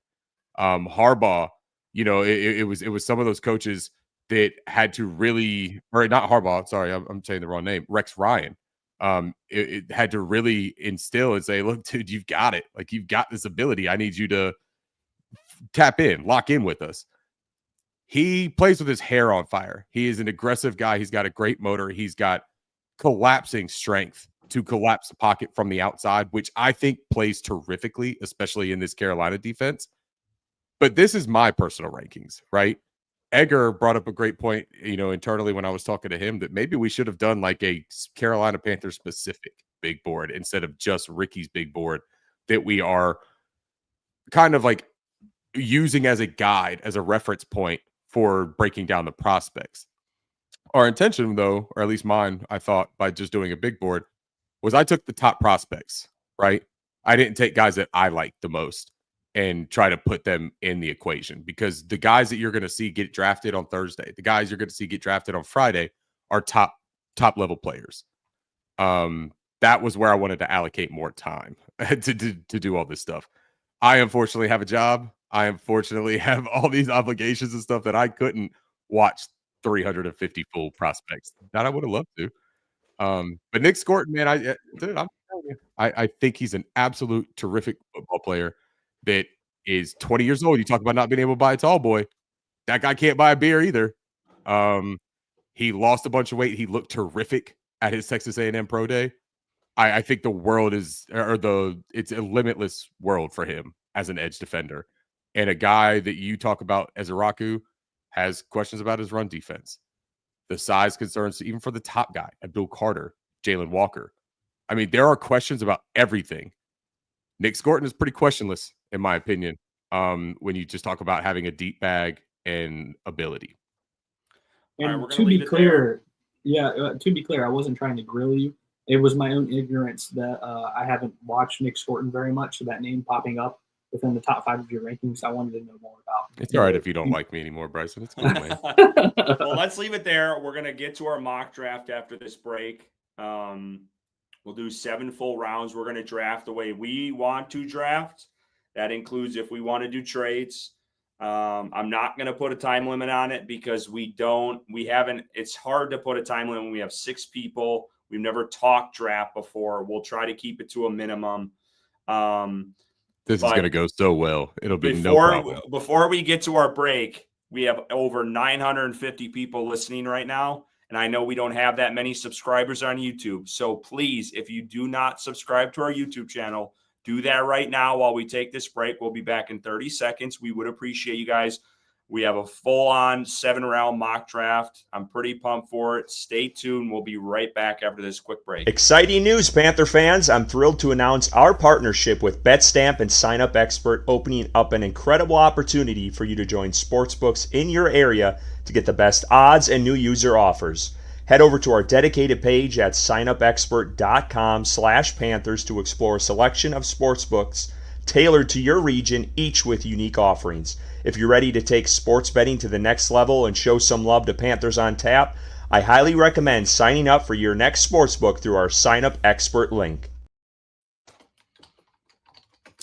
All right, and as you can see, this is what these guys do to me. They go on a piss break, and here I sit. Hopefully, Edgar, you can at least stick around for the first pick. Can I get you to stick around for the first pick at least? Is that? I got it, but I'll stand. I'll be in the chat though, Curtis. Okay. We'll get your opinion in the chat. We appreciate it. You already know what I want in the first round, anyway. This will be a fun conversation. Well, we appreciate you coming on, and we'll see you in the chat. Yeah, Curtis, enjoy Green Bay, and then I don't know if Ricky, Bryson, if we're gonna do something during the draft, but just want to say safe travels, enjoy everything, have so much fun for us, and yeah. Thank you. Yeah, I'm pretty pumped. Inner circle seats. Maybe I'll throw a jersey if we don't get Jalen Walker in ode to Bryson. If we No, don't that see you ain't on TV, happening. Curtis, I ain't if we doing don't see you that. on TV, Curtis, you're doing it wrong. Oh, I'm sure you'll see me on there, hopefully. Hey, we're right across from the Chicago Bears, so we'll be talking a lot of shit. But I wanted to bring this up before we get into All right. the mock draft. Take care, gentlemen. I'll see you in the man. chat. Yeah, we'll see you in the Thank chat. you, man. I want to Appreciate show y'all. this. I want to show this to y'all for transparency's sake. And this was last year's mock draft that we did. And if I can pull this up quickly, if I can figure this out. Here we go. This was our mock draft last year. So we took Lee Gett with pick 33. We went with Cooper, who they should have went with, and who played really well with Green Bay. And I'll never forget. I was talking with all my friends back home, and I'm like, man, you guys are getting a beast. And then everyone's like, yeah, we got to listen to your draft show because we really got a good one in Green Bay from Cooper. We took Ben Sinnott. That was Ricky's guy from last year. Still going to be a stud. Tanner Bordolini, who I believe started in Had a very nice Indy. rookie year. Yep. Yeah. I don't recall. I don't know much about the last three, to be totally honest with you guys. Jalen Wright, Brendan Rice. Jalen Wright, if I remember, I think he went to Miami. He got some run. Yep, he got some run. He looked good, right? Yeah. He's a speed dynamic, and it's just interesting when you look at these players too. Wouldn't it be nice to have some speed? Like we're literally looking at running backs in this draft that we're like, hey, look, as long as we get some scoot, right? And that's Jalen Wright, man. He had it. Brendan Rice went to the Chargers. Is that right? I believe he went to the Chargers. I don't think he saw much time. But again, developmental player. You know what I think is funny before we get into this mock draft is what you just said, Ricky. Last year we were so pressed to get some juice at the running back position. Right? Mm-hmm. The juice that we got, we don't have and won't have. But people are acting like we shouldn't draft the running back this year. Like Chuba played well, but he doesn't have the juice that we saw last year, even though he had a great season. And so, like, Dowdle plays well, but he doesn't have that juice that we were looking for last season either. So we're still speaking juice, but people are acting like, we found it. And I don't think we have. I wonder if their philosophy on that running back position didn't shift a little bit. And I think it could be evidenced by that Rico Dowdle sighting, right? Is that maybe they're looking at saying, let's keep our foot on opponents' necks in the same fashion. Like, let's keep the same heft of our boot on the neck the entire time. Let's don't let up and give them an opportunity to catch their breath, even if they're chasing us. Let's just choke them, right? Just lean on them. Yeah. And then when you look at who they've brought in on visits, I mean, Ollie Gordon, I'm not a big personal fan of. I don't love his style, but he's a giant running back. RJ Harvey, now that's the guy that really piqued my interest. Him and Jarquez Hunter. Those are guys we'll get in this. We'll get in this conversation. Let's start the mock drafts. I can't help it, man. Like I'm hardwired for this week. No, you're good. So Ricky will bring up the draft. We're doing PFF this year again. We're gonna. I'm keeping it open. I know in the past we're like, oh, let's only do one trade. No, let's keep it open. If we want to trade, we can trade. This is what we want to do. We're not basing off of what we think they're gonna do. This is what we would do with the Panthers picks. They got 9 of them. We'll see if we end up with 9 players at the end here. So I'll do that if you want to bring it up.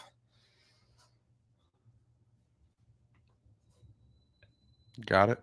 And you need a magnifying glass to see it. So we'll go full screen. We'll bounce between the two. Yeah, just throw our pictures on there or something because I might be able to zoom in slightly here without changing it too much. And when I can change this format once we start talking. I'll configure something. So you can actually see it. Let me know when you're ready for me to start. Let's do this thing. PFFs, all 7 rounds, and let's get this thing on the road here. All right, so Walker and Mason Graham are off the board. This is like worst case scenario. Your team is now on the clock. So why don't we show the first 7 picks, Ricky, so we can kind of look at where things went. And 10. Fuck. So yeah, this is like worst. This is like worst case scenario for Carolina. This is trade back city right here. It feels let's like the trades. Does anybody want to trade up? The Rams at 26, but they don't have a second round pick, and they don't have a good third round pick either. Ooh. And then the Patriots in round 2. So no. And look, this is actually really fun. I'm kind of glad I'm a masochist, or I'm an idiot here, but I'm going to tell you, I kind of like this a tiny bit because this is very potentially realistic that Carolina can face. And it's a scenario no one's really played with, where it's literally everyone that we're not getting offered pick 12 and 44 to move up to 8. You know what I mean? Yeah. Like, let me see. So what do y'all want to see? Let me see the players. Okay. All right. Scroll down. Is there a position group that you want to see? Corner.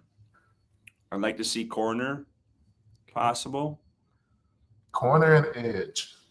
And honestly, guys, I know this is crazy, but conversation is something we have not discussed tonight. The top offensive lineman is still on the board. And that potentially could be your best player available. And it also depends on who you're talking about as your top offensive lineman. Yeah, it's whatever your flavor is. It's whatever your flavor is. I think out of these guys that we have available, I'm leaning Jade or Walter Nolan. I mean, if we pick in here, but because I didn't see a good trade offer, and if I had a guy that I could plug and play. So we only got 2 trade offers. Damn, we got fucked on this. Hey, for me, hold on. There's still Michael Williams. Yeah, Michael is there. I mean, obviously, I would pick Michael, but I don't know. I don't want to disrespect y'all and how you look at the board. You might be get Michael in the second round. Yeah, no, Michael ain't gonna be there in the second round. Kev, what were you saying, man? That might be the dumbest shit I heard all night. Hey, I know my mic went out, but my guy Tyler Warren is still there. You know what I'm saying? I just think, I mean, look, Bryce gonna have to win some shootouts. You know what I'm saying? So why don't we put as many in the clip from a position that he excels at. You know what I'm saying? And then with Tyler Warren, with his blocking, I think Chuba gets an extra 200-300 yards just off his off tackle runs with a guy like Tyler Warren. You know what I'm saying, out there. Just me personally. He's not that good of a blocker. That's what I was going to go to is, Kev, your opinion on this, and I'll ask because if I kind of agree with the mindset of if one of our defensive studs that we want isn't there, right, and Jalen Walker or Brandon Graham, and I'll say that those are probably the 2 like studs that I think we could all agree on would be alluring, right, or at least appealing there at 8. If they're not there and you're gonna shift offense and Tet is gone, is Tyler Warren a more dynamic or threatening offensive player than Luther Burden or Colston Loveland from an offensive standpoint? From a blocking standpoint, I'll pivot and say, is Tyler Warren actually a better blocker than Colston Loveland? Watching 3 years of Tyler Warren film, I would say yeah. Because one thing about Tyler Warren with his blocking, now mind you, at Penn State, he was focused as the top guy for them to stop. And with the Panthers, you know what I'm saying, you just can't focus just on him. You know what I'm saying? So there's other threats that I think value then. Say that again. Does he offer enough value then? Because if you're not, I agree with that point, but it was one of the negatives that I had for Tyler Warren is that if you're not manufacturing the volume of touches for him that he was given at Penn State, does he offer enough value to an offense on what he does without the ball? Because he's not a good route runner. He doesn't separate and force you to like defend vertically, right? I'm not gonna say he's not a good route runner. I would say separation is his biggest issue. Yeah. When you look at the route tree, he was asked to run at Penn State. You know what I'm saying? I think he was like 68% on contested catches. You know what I'm saying? And I just think that, with the fact that he also was, you know, saying someone that played quarterback previously, mentally his IQ, which is not going to show up on the stats and film, is going to help us there. You know what I'm saying? No The fact doubt. that he was also a basketball player, when it comes to positioning, he'll get it. To know what a first down marker is. See, he does the intangibles that a lot of people that just get stuck on stats don't show up, and that's why it got to go beyond the film. And like I said, in 3 years, and like I said, shout out to Smooth of the 4-Man Rush, because he was the one that was putting me on to Tyler Warren in during our 4-Man Rush chats here. And then when he started bringing out the film clips, and like I said, he went back, saying 3 years with it. Yeah, it's the stuff the small things that win big games. Tyler Warren does that doesn't always show up on the stat sheet, and I just think that when you ask about value, yes, I think he does bring the value to us if you're willing to look beyond the stat sheet. Okay, that's fair. I asked because I want to see what everyone else thinks about it, and we won't all agree on this, so I don't mind disagreeing on prospects. Me either. I started this process really high on Tyler Warren, for some of the reasons that Kevin mentioned, and the more I dug into him, the more I realized that maybe what I saw wasn't translatable, right? And I thought he was a pretty good blocker just based on what I thought I saw. But then I had some scouts and people talking to me, and from what I read from articles of people who researched it, they were like, they're thinking that he should, slide to the 20s and make slide to day 2 just based on what they saw on film. If you take away the manufactured stuff. And so I was like, okay, so if we drafted him at 8, would Dave Canales, tailor his offense to manufacture touches for Tyler Warren? If the answer is no, then he's not worth the pick, right? And I don't think you can tailor your offense to go through a tight end with how we're set up right now. And so I actually have Colston Loveland as my tight end one. I was back and forth all offseason, but for the last week or so, I've been pretty locked in that it's Colston. He had a horrible quarterback situation this year, and I think that took away from the luster.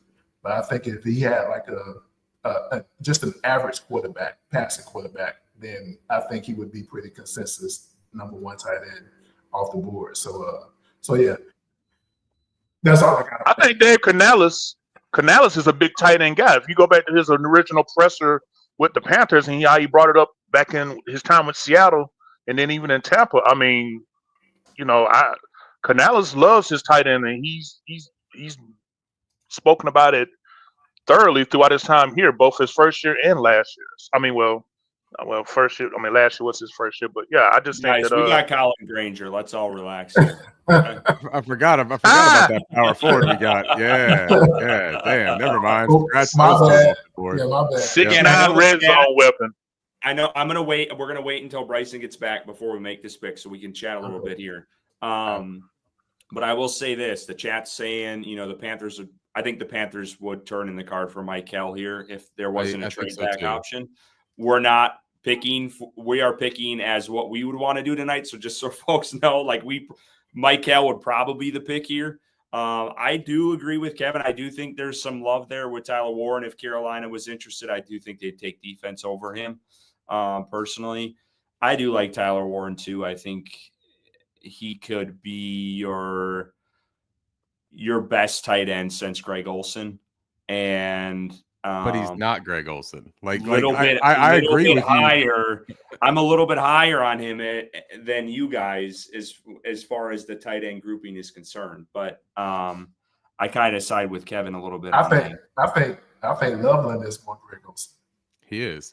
Loveland. Yeah. I have a Darren Waller comp for Colston Loveland. Let's be clear. I didn't compare him to Greg Olsen. I said he'd be best. He would be the best. Greg Olsen. But I would also tell you that I think that Tommy Tremble is the best since Greg Olsen. Just because you're the best since something doesn't mean that you're great at it, right? Yeah. And I think Tyler Warren is better than Tommy Tremble, dude. This is not me minimizing Tyler JT's Warren. Better in Tremble. So. I have a first round grade on Tyler Warren, but he's my last first round grade. He's a 23rd overall player on my board. I think that he's a valuable move blocker, and I think that's why you saw them move around as much as they did. The reason that he didn't play as much in line is because I don't think he's tremendous at it. His arm length is not tremendous for his frame, for his height and his weight. He has average, adequate functional length.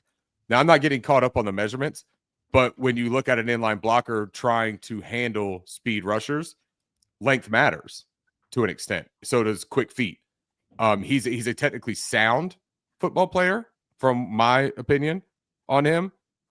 I don't think that he's a game-changing football player. I think that he would be a terrific complementary piece to an established offense. But if you're not going to manufacture touches to Tyler Warren, which I think we should be trying to manufacture touches to Xavier Legette, if you're going to draw up plays to get the ball to one of our offensive playmakers, it needs to be the size-speed combination threat that we just drafted in the first round last year. They need to develop that, in my opinion. Tyler Warren... What were Travis Kelce laughs at that statement. But what do they have? What other threats does Kansas City have? Do they manufacture it for Travis Kelce because they have Sky Moore? They have the guy they took last year. Yeah, Xavier Worthy. And he was barely seeing the field for half of the year because he wasn't ready. And then once he started developing, he saw 6 touches a game. Pat Mahomes wasn't hitting them either. I don't know if you were watching them, but there was for a sure. lot of He misses had on Mahomes' deficiencies. part too.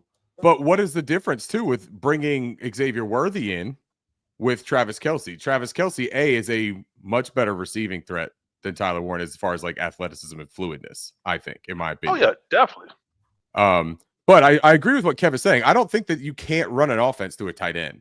I don't know that our offense would operate efficiently running through a tight end because I think we're very congested in the middle and intermediate of the field right now as it is. Why are we congested in the middle, Ricky? Because we have no speed, because we have no threat, we have no juice to take the top off. Like that's it. And even our fastest guy in Xavier Legette works better on intermediate routes and running across the field. Like that is where he works his best. So what I posed earlier with Luther Burden, I'm not advocating to take Luther, but what I'm saying is that if you're going to go offense here, I'm taking the most dynamic offensive player that's on the board. Some people think that's Matthew Golden. I would listen to that conversation more, too. But I also think that Michael Williams, I know we said that would be what Carolina would do. It's not necessarily not what I would do either. I still think that Michael Williams offers a real value. I don't think that's what you want at 8. But I think he's a very good football player, and I think he's going to be very much better in the same vein that a lot of Georgia defensive front players are when they get to the NFL and they play a much more natural position than just being the most supremely talented and strong athlete on that school roster that the coaches say, hey, you can do this. We're going to ask you to do it. My biggest hesitancy, too, with tight end, and I've mentioned this a couple times on the show, is when has it really panned out?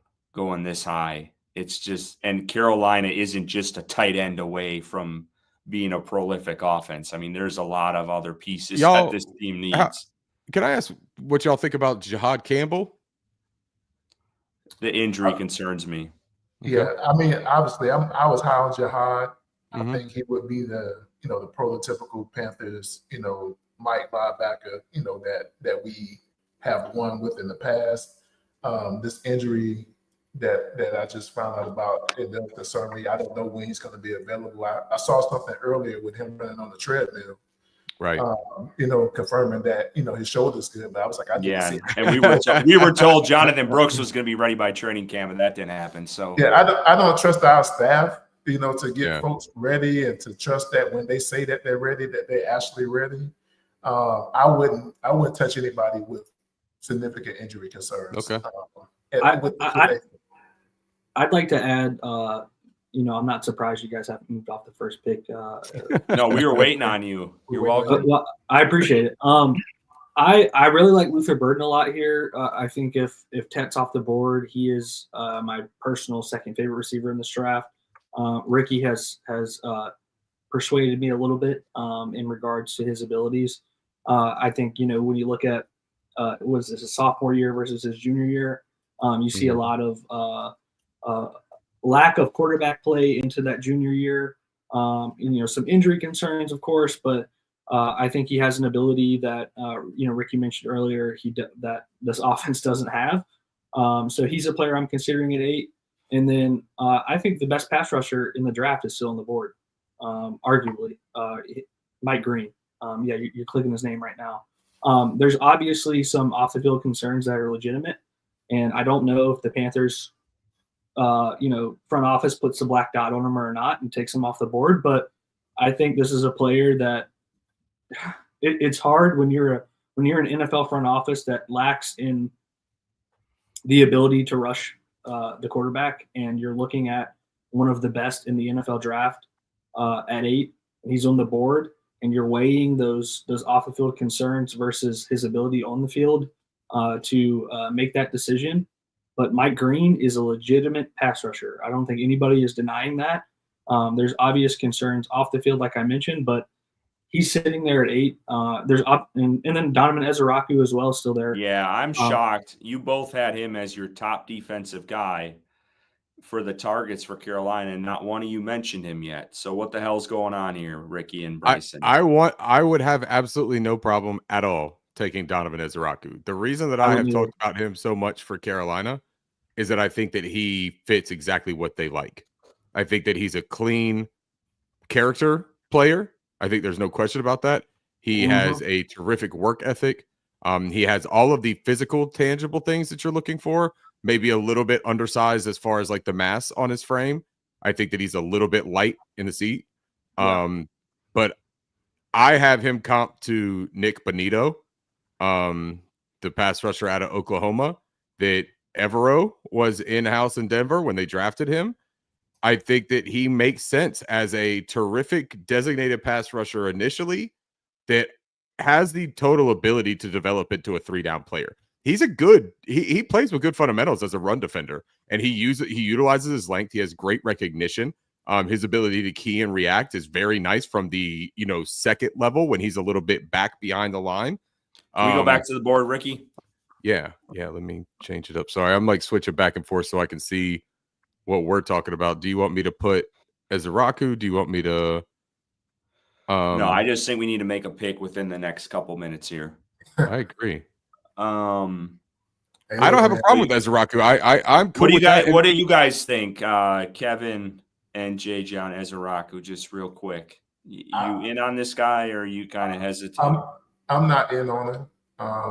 Not at 8.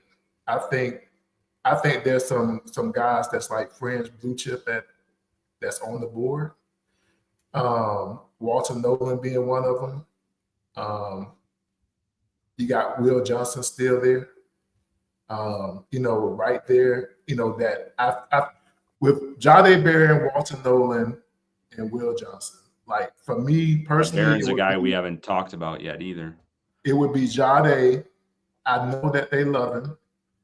I have a little insider that follows, Texas football. He was the leader of that defense. I think after Jalen Walker, in terms of like the defensive alpha, I think it's Jahdae Barry. I think he's the next. Well, I mean, we are becoming the Carolina Longhorns at this point with all the draft picks. We were talking on the timeline a few days ago where they were saying that they were watching Jahdae Barry and they had his PFF up on the screen. Watching footage, and so I think if you draft him, I think of all the players that we've talked about so far, I would put him and Will Johnson together in this. What's his measurables? I don't know enough about this guy. He's 5'11". He's 200, but he has 29-inch arms, and I think he's got short arms. That's the red What's flag. his height? About 5'11". Yep, 5'11". Will Johnson 6'2". Short. But I think but both of those guys have an instant role, and they would play more snaps than any other player that you would draft, like out the gate, in my opinion. I think the selling point for Jahdae Barron is that I don't think that you play him on the outside right away in this scheme. I think that he's your outstanding nickel corner. I think that he can play a little safety. And people talk about, are you like, comfortable though? Hold on, let me cut you off here. Are you comfortable taking a nickel corner at 8? Look, man, I've talked about how valuable I think the nickel position has become in the modern day NFL. And I think that you saw the impact that now Mike Sanderstroh was a 2nd-round pick last year, but he played, I think, the 16th highest snap count allocation of any NFL player in Dan Quinn's scheme and was a difference maker. The Philadelphia Eagles, when they used Cooper DeJean as their nickel in packages, they were unbeatable in those looks. I think that what Evero would want to do, having that, we always talk about Frankie Louvu being a chess piece. Why can't, and this is a conversation that I had with JJ actually, why can't the chess piece be more of a secondary player? And if Evero is a better secondary coach who relies on communication and post-snap disguise of rotations, wouldn't you want this very cerebral, very versatile piece who can change out of position immediately and confuse a quarterback? The whole basis of our defense is to make a quarterback work after the snap. You got to have smart guys that communicate and know their assignments. That is part of the issue we ran into last year. How many times do we have communication issues with blown coverages? I think that a guy like Jade could play an integral part to that defense. I like him a whole lot. I would take him here. I have no problem with it. And I also think that it's part of the reason we haven't visited with safeties is because they are comfortable with who Jade Barron is and Malachi Starks. I don't think they have a lot of questions for those two players. Okay, let's go to a vote here because it's just getting long. Okay. Let's go start with Kevin. Kevin, we haven't heard from you. If you had a vote, who is your pick right now? I pick right now. Give me Tyler Warren. All right, I'll go next. Michael Williams. I think edge is the biggest need for this team, and I do think he's still going to be a very solid player for Carolina. That's who I'm going with. I'm sticking with the Bulldog. Bryson. Luther Burden III. JJ. I'm stuck between Michael and Jade.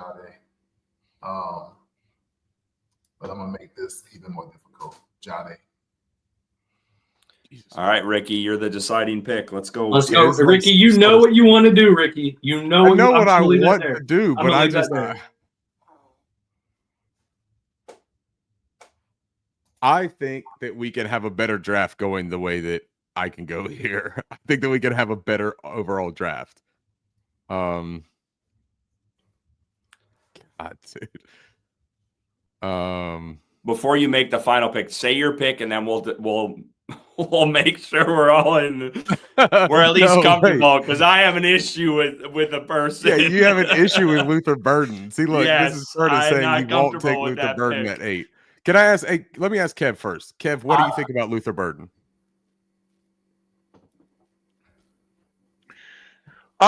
Luther Burden, after hearing it, I definitely would be more open to Luther Burden because you did bring up some good points about, dynamic ability, take the top off because we've had other teams tell us they sit their safeties to jump our intermediate crossing routes because there's no one to play them deep, and I think that a guy like Luther Burden would definitely I bet it's a reach. You're right. You're right, Kev. It's a reach. No. It's a panic move. Hold on, let Kevin finish, and then we're going to go to JJ. Hold on, we're going to go up and down this panel real quick. But he's asking me my opinion about him. But he's definitely someone that I think that will bring, like you say, bring a dynamic that this team doesn't have. We don't have no sizzle, no juice, So I can see the logic behind, wanting him. But number 8 overall, wanting him, it's going to take some more Pepto-Bismol to digest that. All right, JJ, real quick before you go, Mr. Kunhu asks, Kunhu, is that like the guy from the Forgetting Sarah Marshall? He's my favorite character in that movie. Isn't there character issues over Burden also, or did I mishear? So for Burden, the questions have been, well, it's not character. So this is the funny part. The questions about Luther Burden are, does he have diva tendencies? And this is a guy that chose Missouri over all of the other programs that he could have went to that had offers out, and he stayed with Missouri instead of taking millions of dollars in NIL.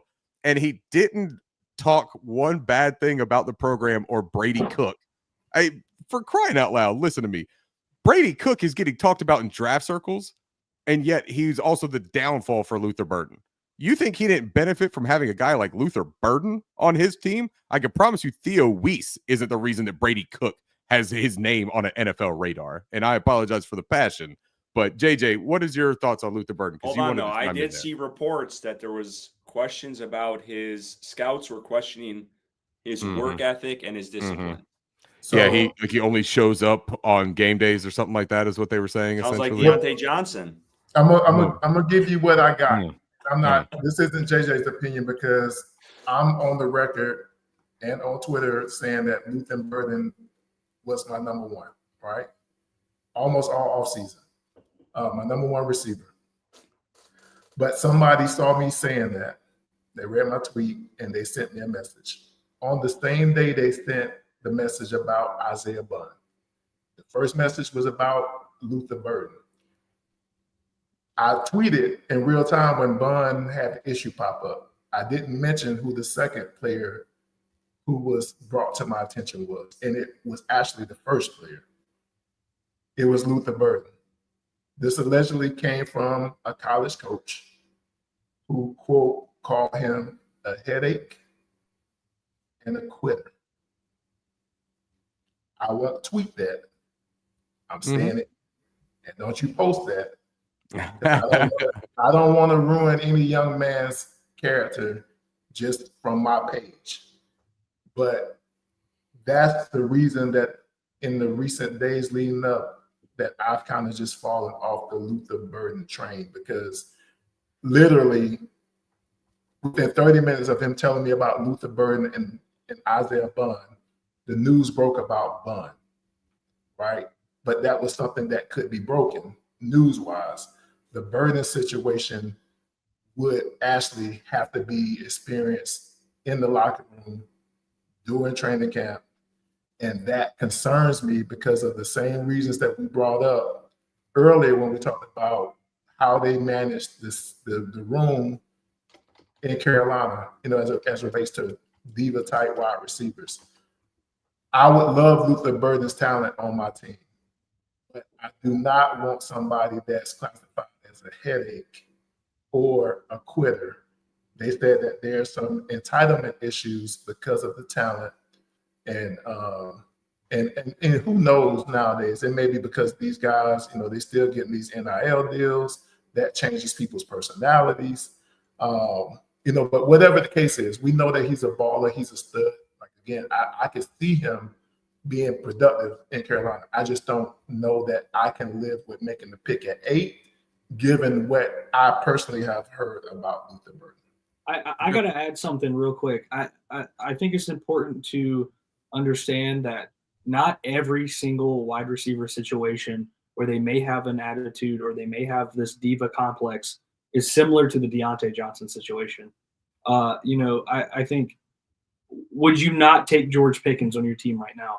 I would take George Pickens in a heartbeat with the type of talent. George Pickens may not be the guy I would hang my hat on, but I know what you mean. Stephon Diggs in his prime. Stephon Diggs was known as a diva, but 100%. Was one of the best wide receivers in the NFL. I'd take him in a second. Yep. Not every single wide receiver situation is the exact similar to what happened in Carolina with Deontay Johnson. So while there may be some concerns with Luther Burden and JJ shedding some light that I wasn't keen to, good insight. With some insight, but I think the talent level that he brings is impressive, an aspect of the offense that we just don't have. And we're talking about a guy who's like projected to maybe fall out of the first round, and we want to take him at 8. Like that just doesn't add up to me. I wouldn't take him at 8 now. Projections are projections. Nobody really knows what's going to happen on draft day. Well, right? Yeah, you could say that about anything. I don't think. Hold on, then. I think basing your draft off of what other people are saying that might happen is not responsible either. So nobody wants to make a pick at 8 necessarily. Hold on. Just think for a second. Nobody wants to make a pick at 8 right now. Like no one can come to a consensus. We like Jade. I think that Jade is okay at 8. I would take him and I'd be comfortable with it. I also think that he likely is a better value deeper. I think that you could say the same thing about Donovan Ezeraku.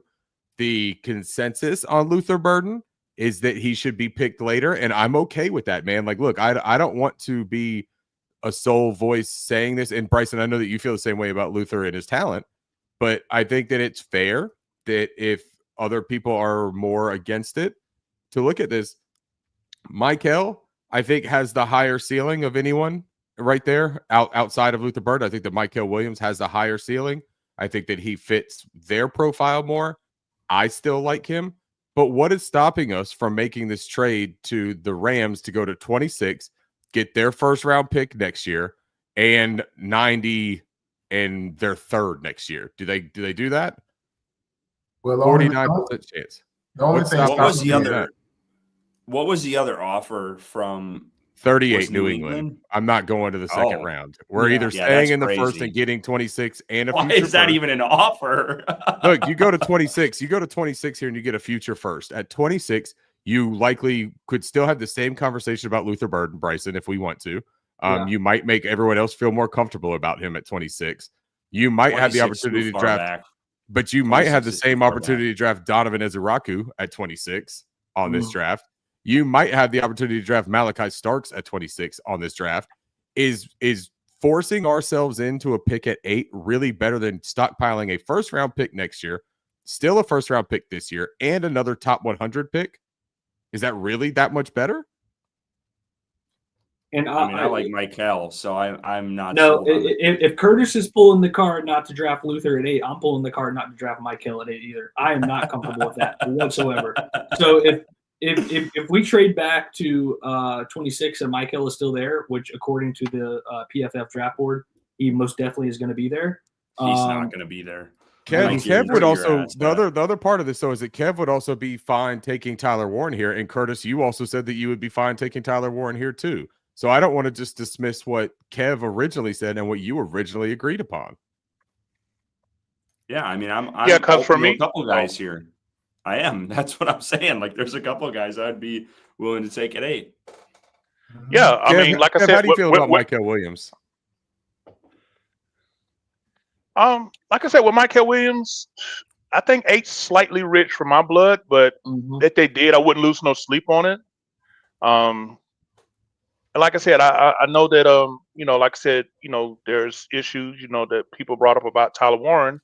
I also brought up Will Johnson. I don't think taking Will Johnson at 8, nobody would feel like we didn't get the value that pick justifies there.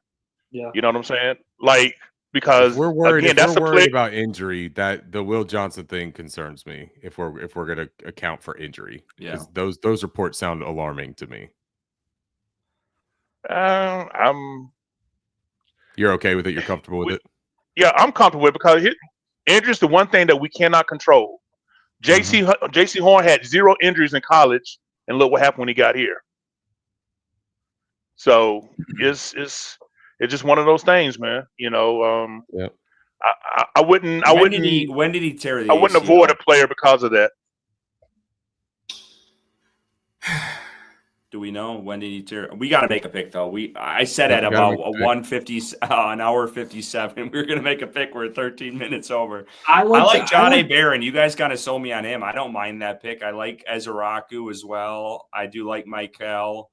I think there's a couple guys. Jade is Black Knot. Jade is the highest ranked player on this board that we have kind of agreed on. I'm fine with Jade. But we always know this PFF board is Yeah, I don't care about this PFF board. It's bullshit. Right. That's what it is. I'm First, I saying- thought the Pro Football Network board was 1,000 times better than PFF. Aren't we all in agreement with Walter Nolan as well? Like, don't we all really like Walter Nolan?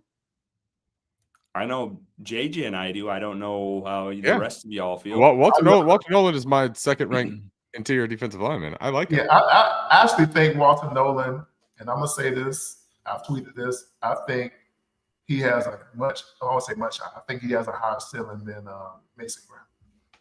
But we don't want to take Luther Burden because of potential diva character and work ethic issues, but we overlook it with Walter Nolan because No, that is a concern with Walter Nolan as well. And that's the reason that I 100%. have like Jade Barron. Jade Barron has no character issues. Jade Barron was a Jim Thorpe winner, the top defensive back in college in the SEC. Let's go Jade Barron, guys. Let's He's just the make leader the of the Texas defense. I'm fine with Jade Barron. I'm fine with it. I am. I'd prefer Malachi Over Starks Will over Johnson? Jade Wow. See, I would. Okay, take let's do Malachi one Starks. revote, and then we're making the pick. Okay. Jade Barron for me. Bryson? Will Johnson. Kevin? Bump it, Will Johnson. JJ?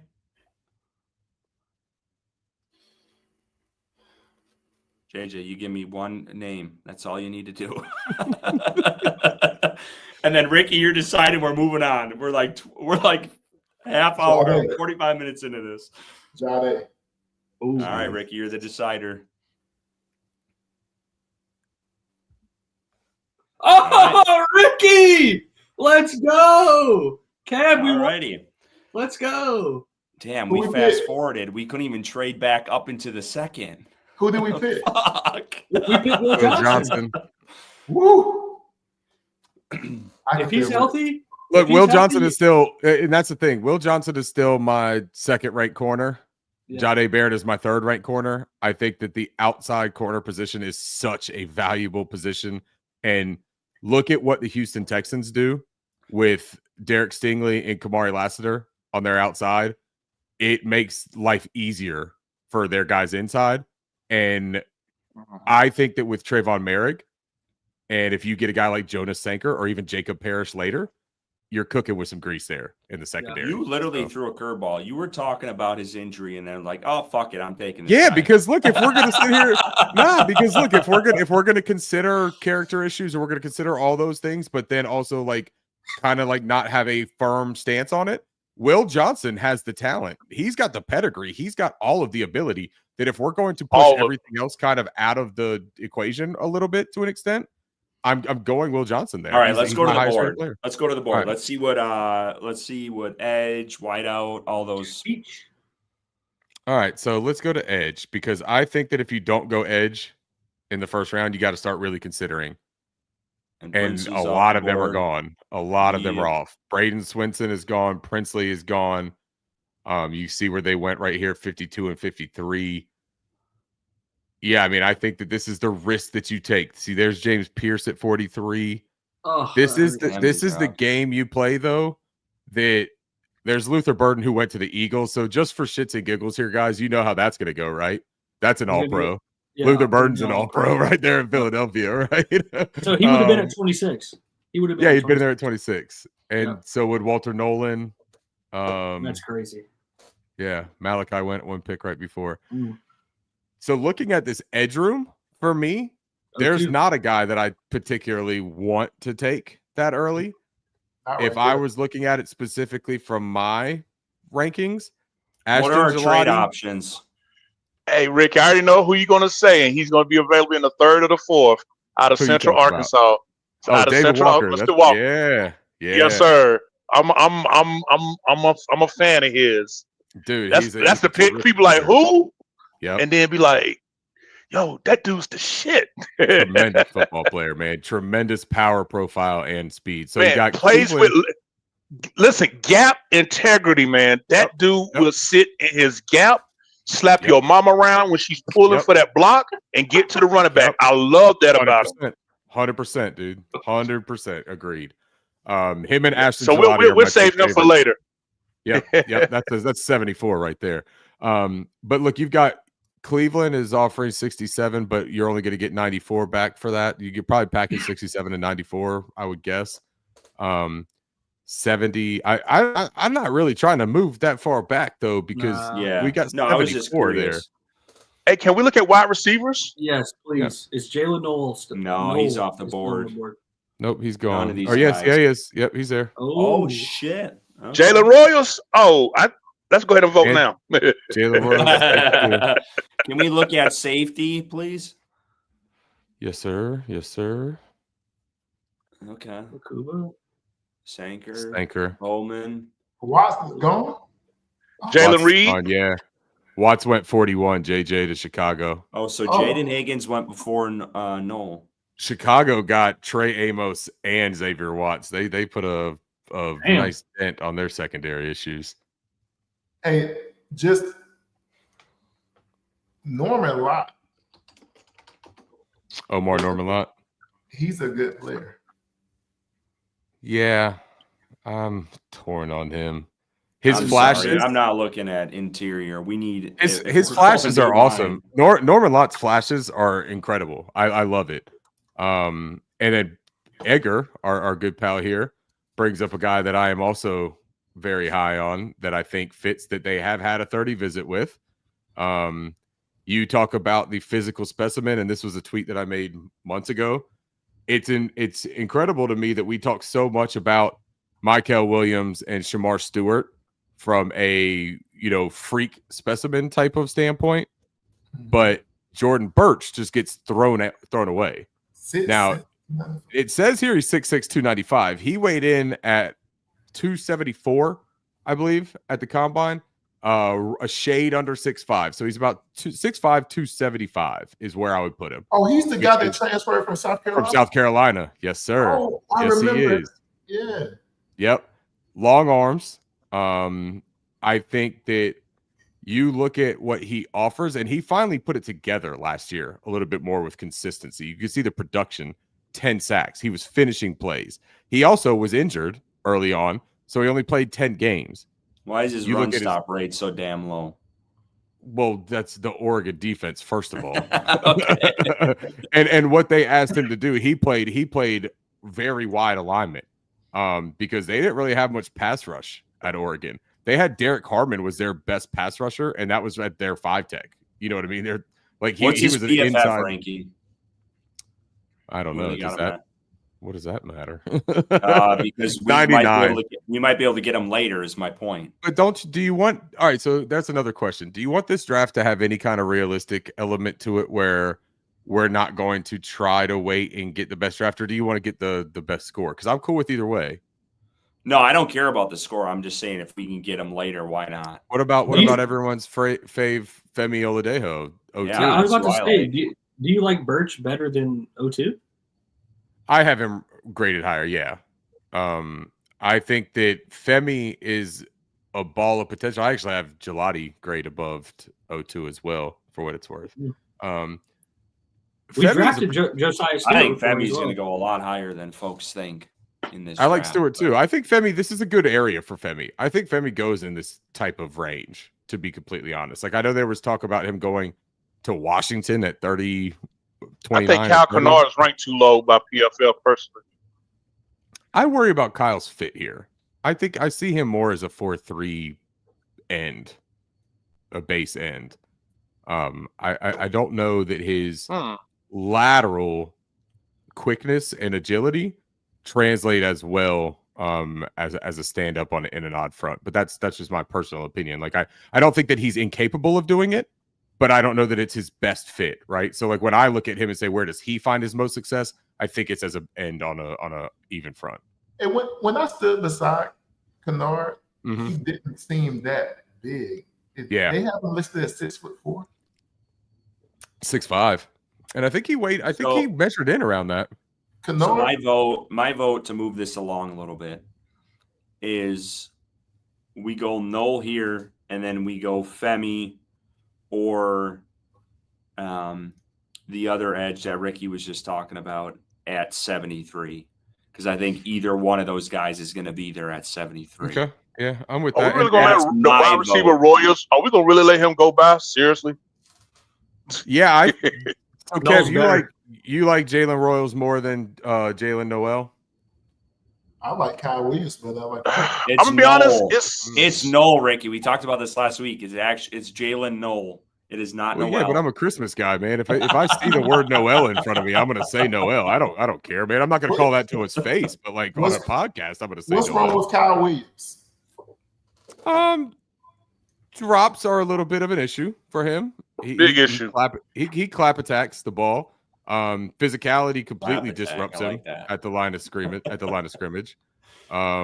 But he's got the get up and the acceleration and the burst. And I think that he has a little bit more vertical threat to his game than Jalen typically does. He's got more yak prowess. I've got him in the teens, I think, and I've got Jalen as my 6th wide receiver. And just since we're talking about all these Jalen's and wide receivers, the one out of Virginia Tech, Jalen Lane, I like him late. Yeah, that guy can burn. I like him late. Yeah, I do Man. too. We talked about him last week. Yep. Me and Bryson. Hey, but Roy's sitting right there, man. I mean, can you pull up his numbers? Yep. I like it. He's my wide receiver 7. He's right behind Jalen Noel, or Noel, as you want to call him, Curtis. Mister, let me steal the Christmas right out of you. I mean, what's Did there he not get to injured like? last year? Did he get injured last year? Yeah, he was coming off injury. Yeah, he only played 7 games. I think that for him, he's another one that I don't see as a terrific outside threat. I think he's more of a move Z. I think he can play outside, but I think if you could grant him free releases, that's going to really benefit him a lot. I don't see a really deep release package for him. I don't see the sudden agility from him. He's a yak guy, but I think it's more because of the sturdiness of his frame than it is his runaway speed. Let's do a vote. Can I see do a the? vote? I want to see. Let me see Kyle Williams. His stats real quick, Yep. and then I want to see Nolan. So we have 14 touchdowns. Mm-hmm. 1,200. I think I heard Dave Canales. Dave Canales. A touchdown. I know you're score. going with this. and the yards after catch at 8.4 is going to be a noticeable difference between him and Jalen. You'll notice that right away. Let me see Noah. Let me see Noah real quick. Yeah, let's look at the guys he was playing though too.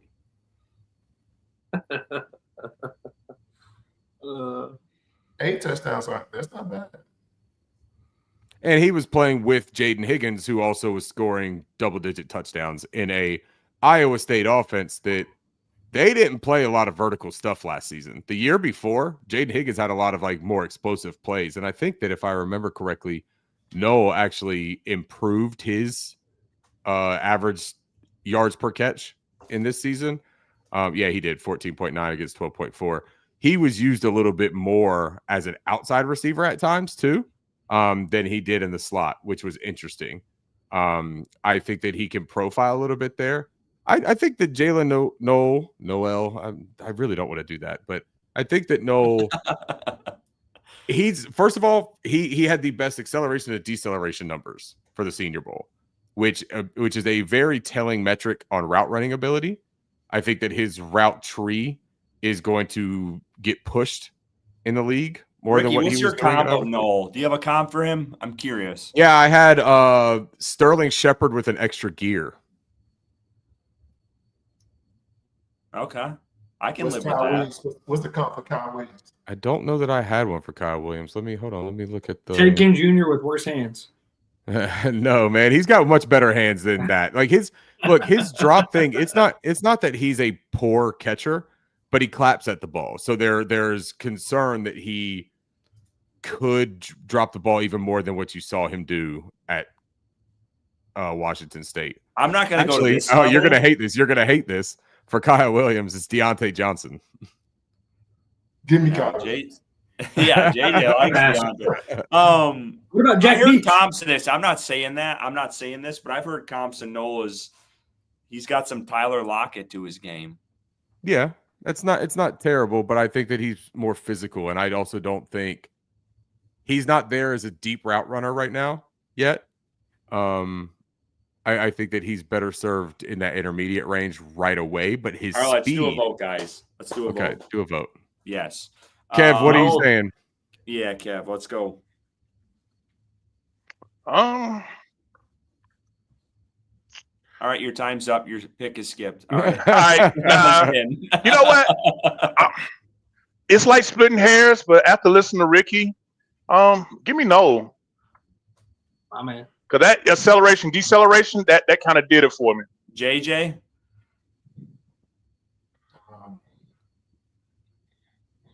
Show me safety real quick. Yeah. Makuba's still there. I'm gonna go with Makuba. I'm going no. No. All right, well, the Knowles have it. I'm not even gonna say nothing then. Can I slow I couldn't go down? with it.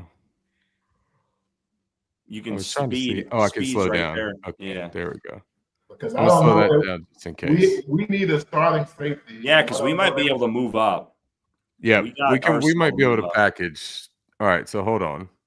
Kyle Oh, Kyle Williams Williams went went there. right after. Scattaboo, Beck, Caleb Johnson.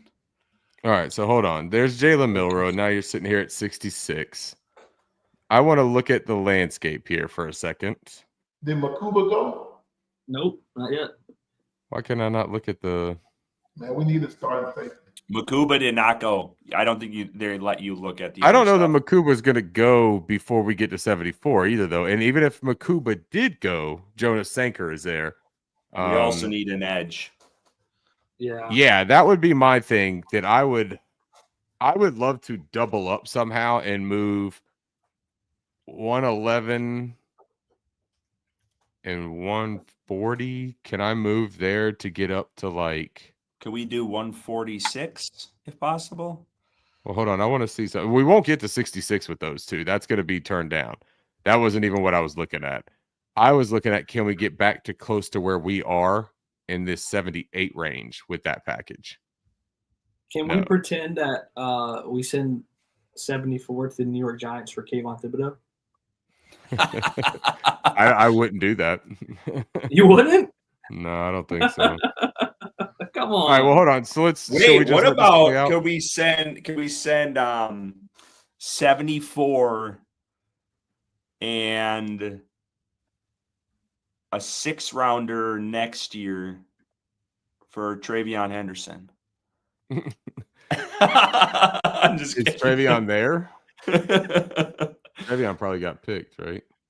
Let's make it challenging. No trades at all. Just the picks. We could just run it through. Are you talking about Hendrickson? Oh, it's Hendrickson. I'm sorry. We've been hollering. We don't have.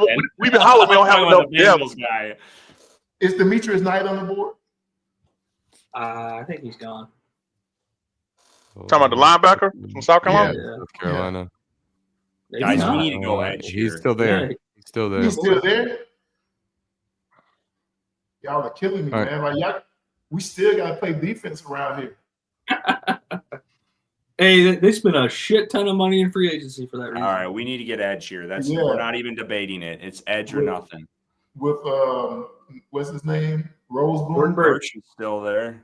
Jordan Birch. Samson Sawyer. Jones. Um, God, I hate this draft. Hey, Ricky Wild Boy at, man. I know he's right here. He's right There he here. is.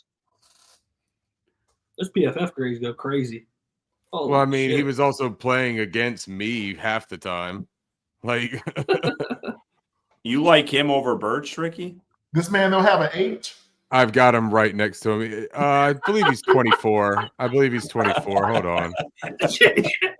Hold on, JJ. We need to see this man's birth certificate right He don't have now. an age. This man's like 31 years old out here dominating. No, man, he's 24. Hold on. I've got it in Oh, my man. draft. That is I've got it silly, in my man. guide. Oh, Me my and Edgar's God. guide has it, but it doesn't have it on PFF because they're just not as thorough as me and Edgar are. Yeah, with like draft he guides. was born in the 80s. Yeah. I'm crying, man. He was like born in He's 1989. 24 years old, almost 25. All right, we're skipping him. He's too damn old. So the player that I would talk about here, other than Jordan Birch is definitely on the radar. Jordan Birch is also 23, pushing 24. I look at Ashton Gelati, who also had a 30 visit with us. The reason that I like him as much as I do, his comp is second-year player Tuli Puoloto out of UCLA a couple years ago. He plays for the Chargers. The power profile here for Ashton Gelati is tremendous. And he plays with his hair on fire. Like you talk about David Walker, right? And why we like him, the nastiness he plays with, the power, the burst, the explosiveness. Ashton Gelati does the same thing, but he does it against a better competition. He's a little bit younger. He's got a little bit longer arms. he also was given a little bit more freedom in their defensive scheme this year that allowed him to play a little bit more outside, gave him a little bit more rush opportunities. You can see the hurries here. That's 83 quarterback hurries in the past 2 years. It's not bad. It's not bad. He is also a very adequate run defender, above average run defender, that I could easily see them having some serious interest in Ashton Gelati. They went out of their way to go and see him and then bring him in for a 30 as well. I like him or Femi. That's my vote. Femi's gone. Oh, is he? Yep. I like him. This is Kyle Kennard. This is Kyle Kennard, Ashton Gelati, or Jordan Birch range, I think. Or Jack Sawyer range. Jack Sawyer don't fit here. I like Gelati. If I'm gonna vote, I'm gonna go with Gelati here. But is there? I go with Gelati. I go with Gelati too. You like what Gelati about safety? Too? Makuba's there and Sanker's still there. Makuba's still there. We need to start. We can get our safety. We can get our safety next round. That's what I was thinking too. If Guys, you go 3 rounds without an edge, we're gonna have DJ Johnson rushing the quarterback in week fucking 9. Let's go and get an edge rusher. You still got Jordan Birch who you can come back and get later. I mean, Birch won't be there. Birch won't be there. Gelati won't be there at 111. Nope. You don't think? No. So who has the most upside between Birch and Gelati? Probably Gelati, I think.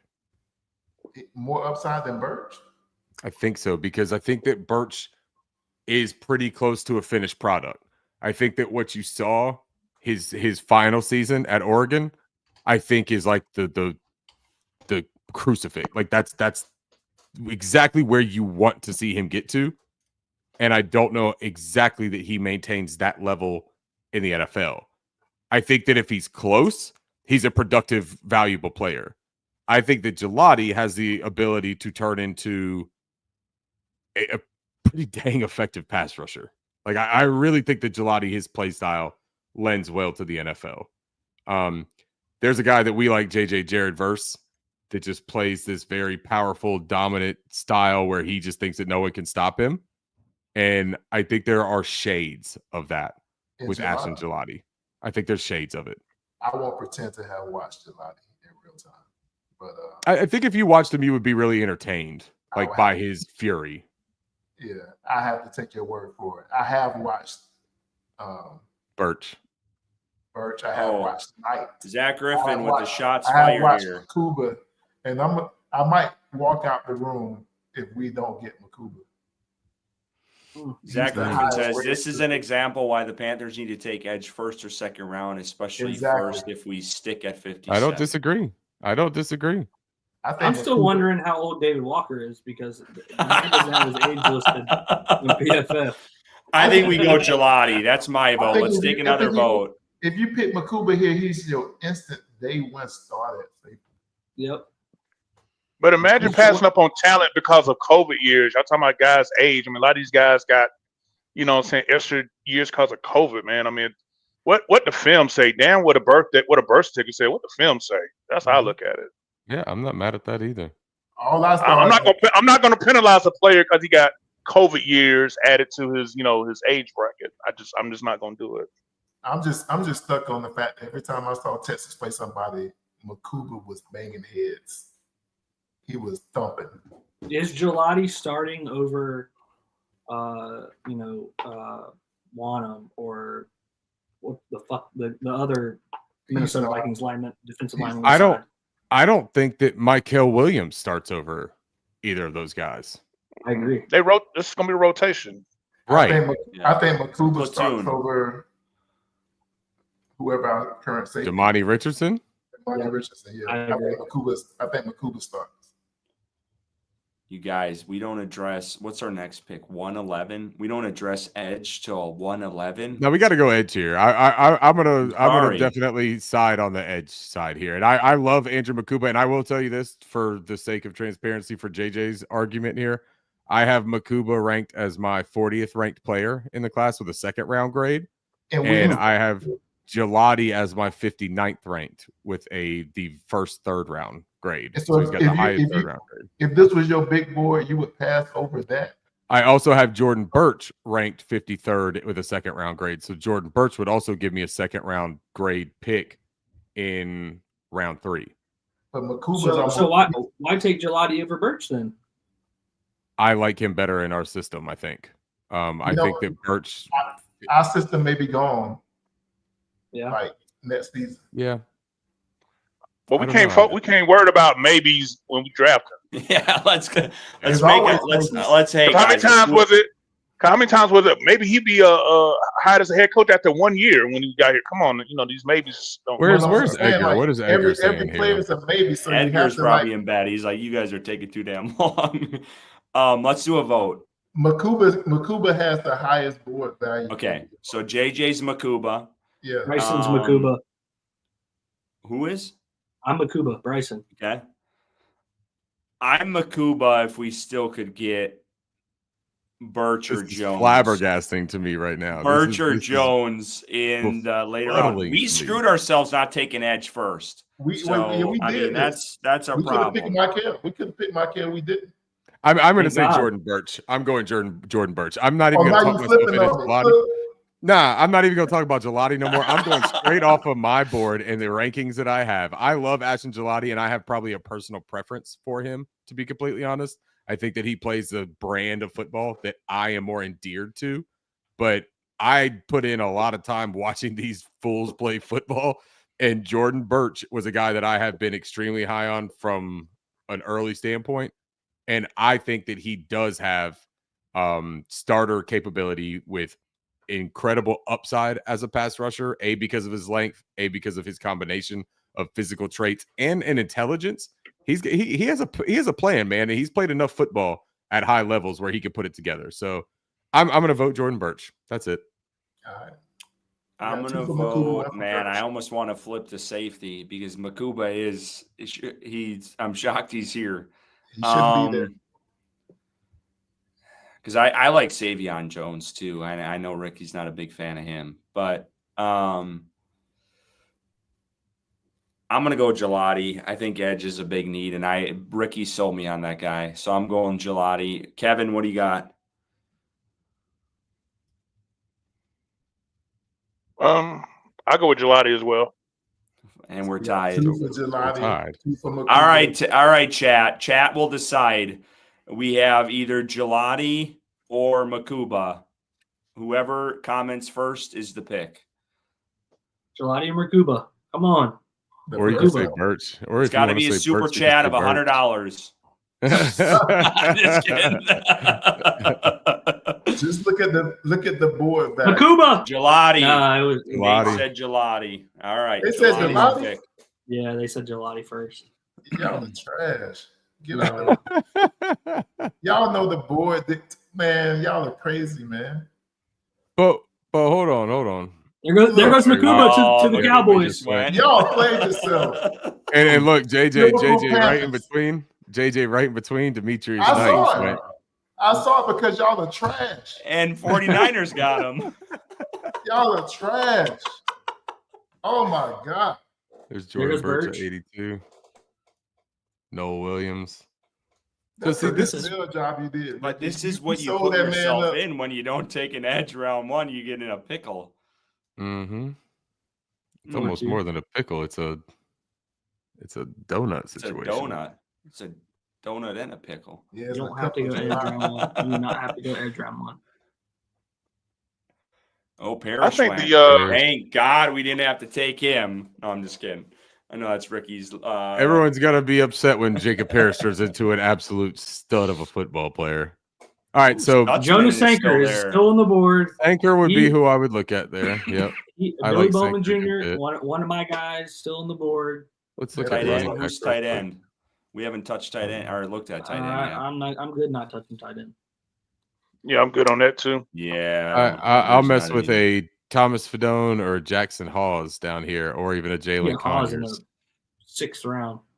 Mitchell I Evans got is- my vote is Mitchell Sanker. Evans too. Yeah, JJ, I'm with you on Can we Mitchell see those Evans safeties too, man. again? Yep. I think Jonas Sanker should be a Sanker. pick. JJ's still pissed. because Can you we played look at with- Edge? I'm actually curious who was still Hold here on, at. JJ, tell us what your plan would be here for a second. If we went Makuba, right? I want to look at Edge, and you walk me through this. That if we went safety, what do you do here? David Walker. I would have went with David Walker. But you still 24-year-old can. man. You still can. No, And I you got said- pick 114. Hold on. You got pick 114 and 2 picks after this. So you could technically get Jonah Sanker and David Walker and Ashton Gelati here. See, but That's not a better haul than Makuba? But the problem is I wanted Makuba.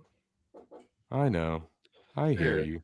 I mean, say I we. hear you. I say we double up here on one of these picks and get David Walker. I think you need to I would do it with too. the Edge. Let I him would be do the it right now. 114 pick.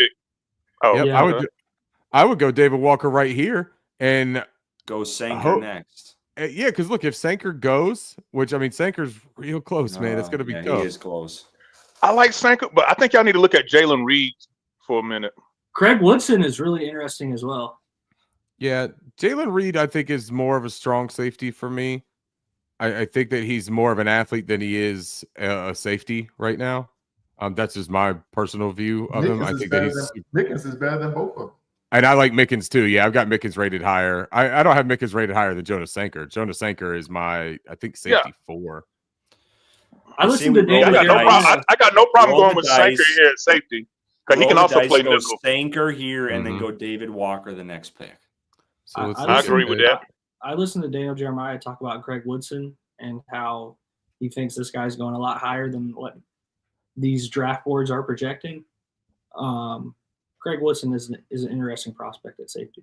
The Can we other look thing at that I'll bring wideout up for a second too. Well, the other part that I'll bring up right quick while we're looking at this edge room is that if you don't land David Walker, if we were to go Sanker here and Walker gets picked at 12 or 13, right? 112 or 113, Then it drops. you got off. Q. Well, you got Q Robinson here, who they've shown interest in as well. A situational pass rusher with a ton of explosiveness, good length. He just hasn't played a whole ton at Alabama, but this is a guy who absolutely flashes that designated pass rush ability. This dude has it. Like this, he could come in situations where you just need juice, which this is something that the Eagles do really well is they draft players like that.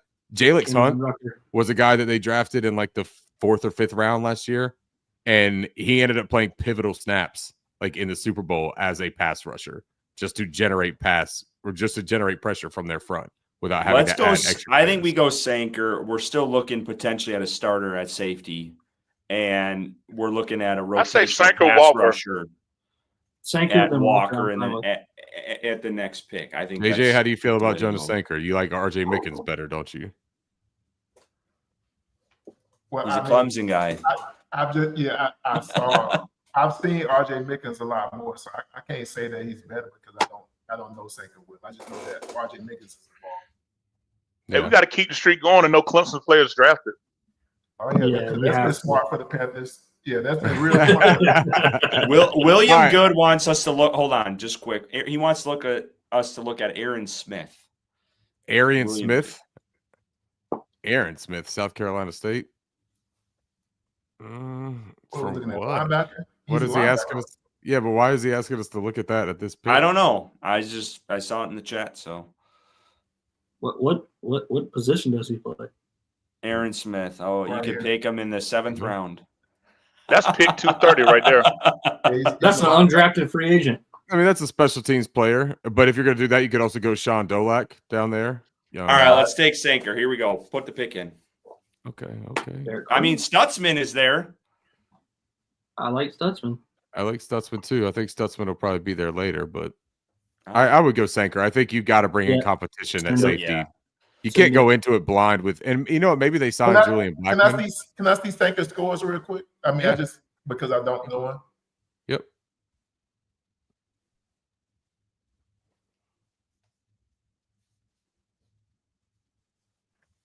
He's got some alignment versatility. He can honestly play on the deep path. He can move into the box and play nickel. He could play kind of like a star role, even if you want him to. Good pressure. He can blitz. He's got proficiency in that regard. But he's a much more fluid athlete. Now, his testing numbers at the combine is really, I think, where he solidified where he's supposed to be, because there were questions about his athleticism, right? And his long speed. That was one of the big questions for him.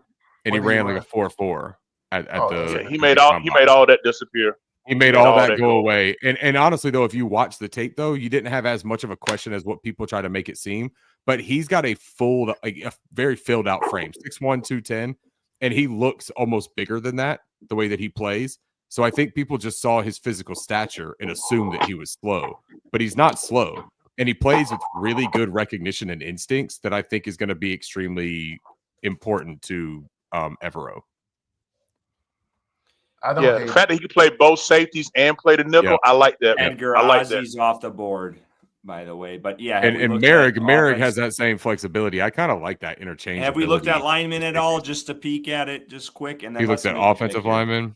Yeah, no point in doing it. Logan Brown, Jalen Travis is probably the one that I would look at.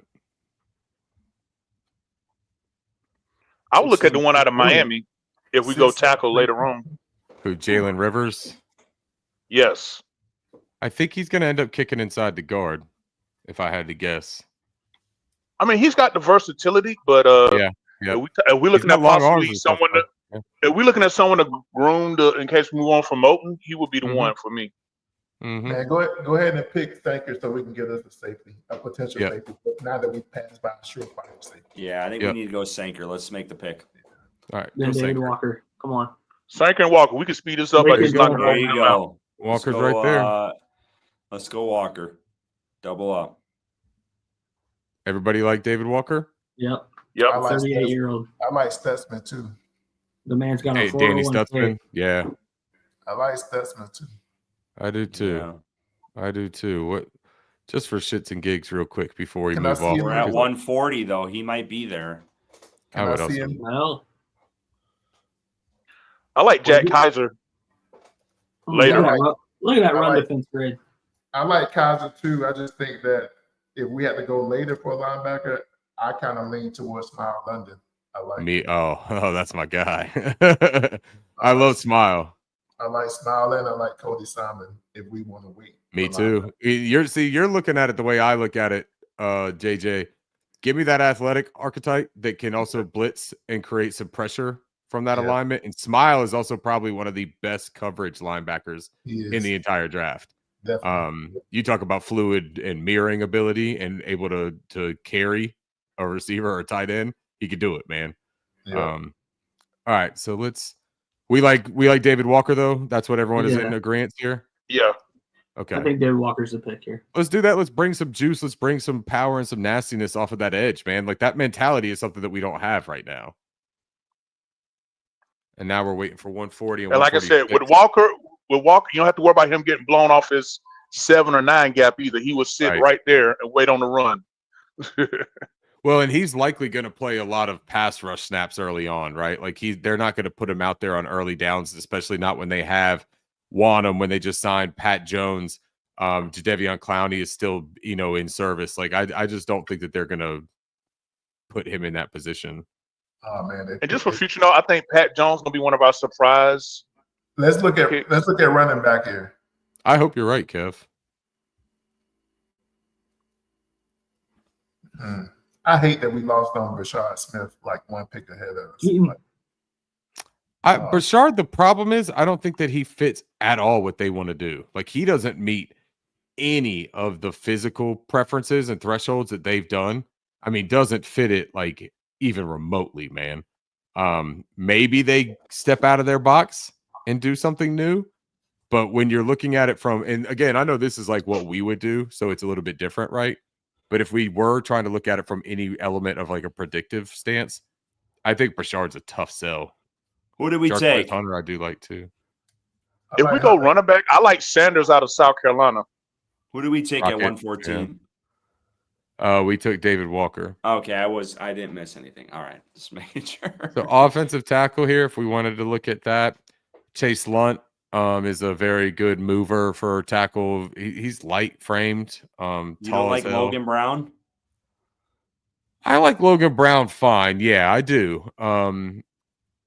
I think with Logan, what I worry about is does he ever turn into a starter or does he ever have the competition level to play starter, or is he more of just like a spot depth player because of his traits?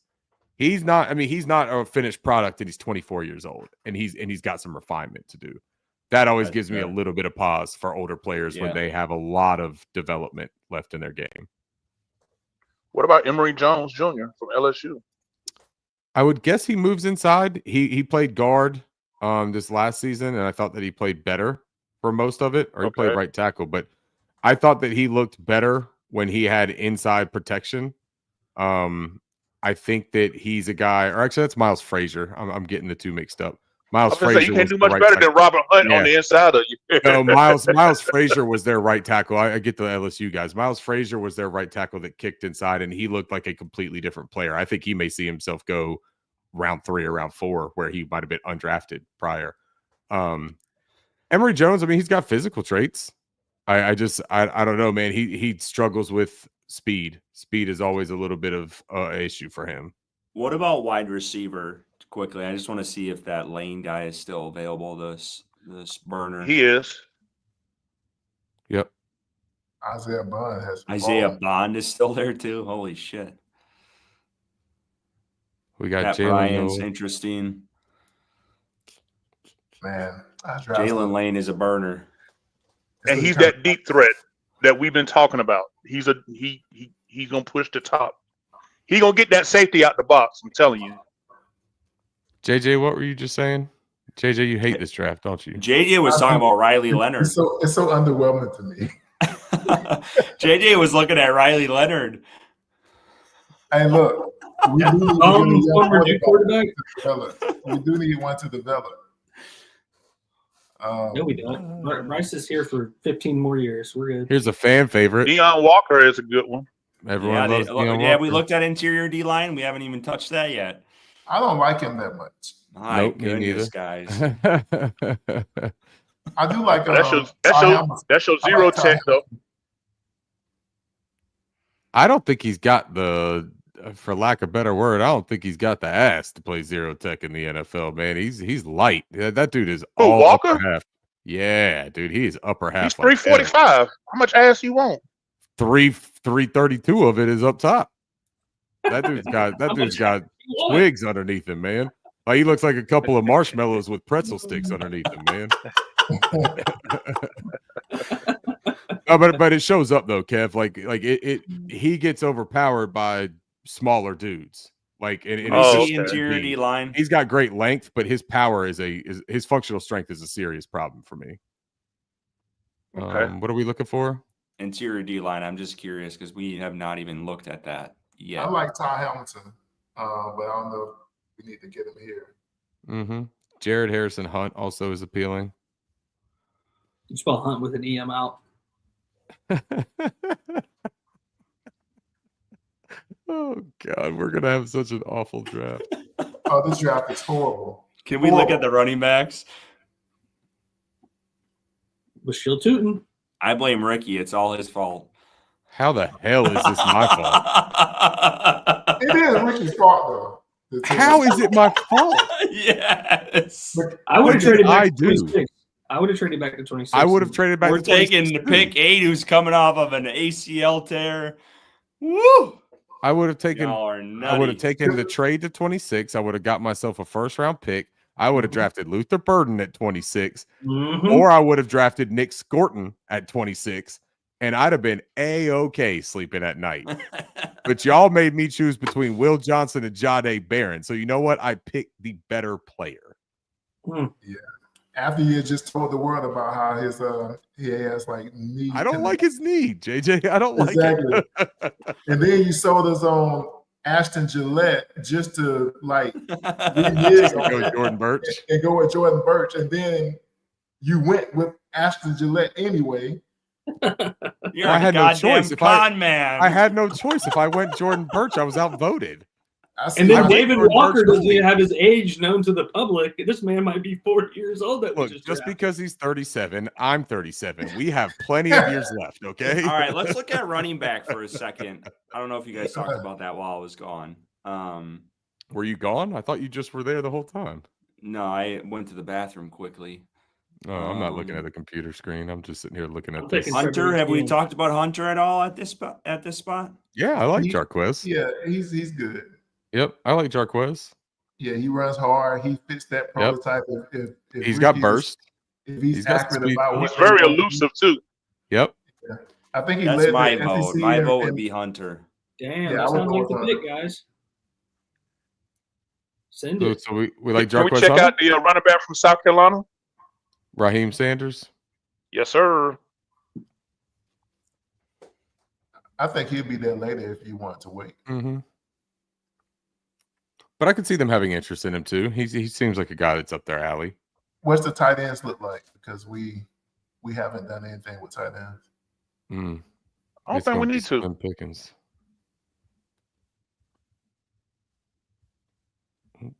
I'll tell you what Where right the hell now. he's going. Hey, relax. Mitchell Evans? Mitchell Evans is better than both of our tight ends.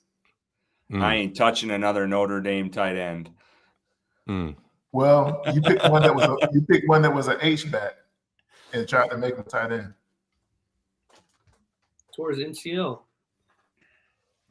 Still scoring more touchddown I'm than punching Cowboys. on tight ends. I like JT. Let's get that running back. Let's move forward here. Okay. Jarquez Hunter, you're a Carolina Panther. Bring them all down. And we got to make another pick in 2 minutes. Mitchell Evans. You won't want to hear it, but I like Seth McLaughlin here. The center. I don't know why I wouldn't want to hear it. I'd love to hear it. Yeah, I I would like a center. I also like Drew Kendall a lot. He's actually ranked higher for me. They've got him ranked real low on PFF, but I love this guy's film. This guy's a good center, man. How's the dude from Yeah, Texas? we need tackle more than we need center. Jake Majors. Yeah, Jake Majors is good, man. Jake Majors is a solid football player. He's got a ton of He would be my favorite center out of the ones remaining. Jake Yeah. Majors. Yep. I think they do Yeah. pro stuff. I think he would fit. You know. Mm-hmm. Yep. He's got a Another good Texas amount of Longhorn. experience all at the center position too. I think that matters. We could Let's get look that at later. tackle. The We need to problem get a with when you tackle. start taking tackles this low too is this is where you bet on a guy like a Logan Brown or a Jalen Travis because of their traits and their size. I like John Williams a lot too. Holland Pierce is the guy that if you've read the draft guide, this is my player comp for him is a literal mountain. He's 6'8", 344. Yeah. And the funny part, JJ, is that he lost about 80 pounds to get to 344. Oh my goodness. Yeah, he was a massive Can he dude. move? Technically, yeah. And I say that because like he actually can move better than what you would anticipate for that size, but he still moves fairly linear to that size, if that makes sense. Like he's got more bend than you would think, but he does not have the bend of a guy who is smaller. There is definitely a cap there. Yeah. Let's go Logan Brown. But I mean, have we looked at interior defensive line again? Like, what's still on the board there? We haven't done anything there either. Ty Hamilton. So many is still- damn holes. Oh shit. You Yeah, could Walker's probably still gain out some there. traction. You could probably gain some traction with the fan base here by picking Deion Walker. I will say that. Why? Well, because they love him, man. He's so big. Like he's so big, people love him. We don't care about that. I see mean, the that's what's size. wrong Well, with clearly- it. we Bobby don't care Brown about for it. being big.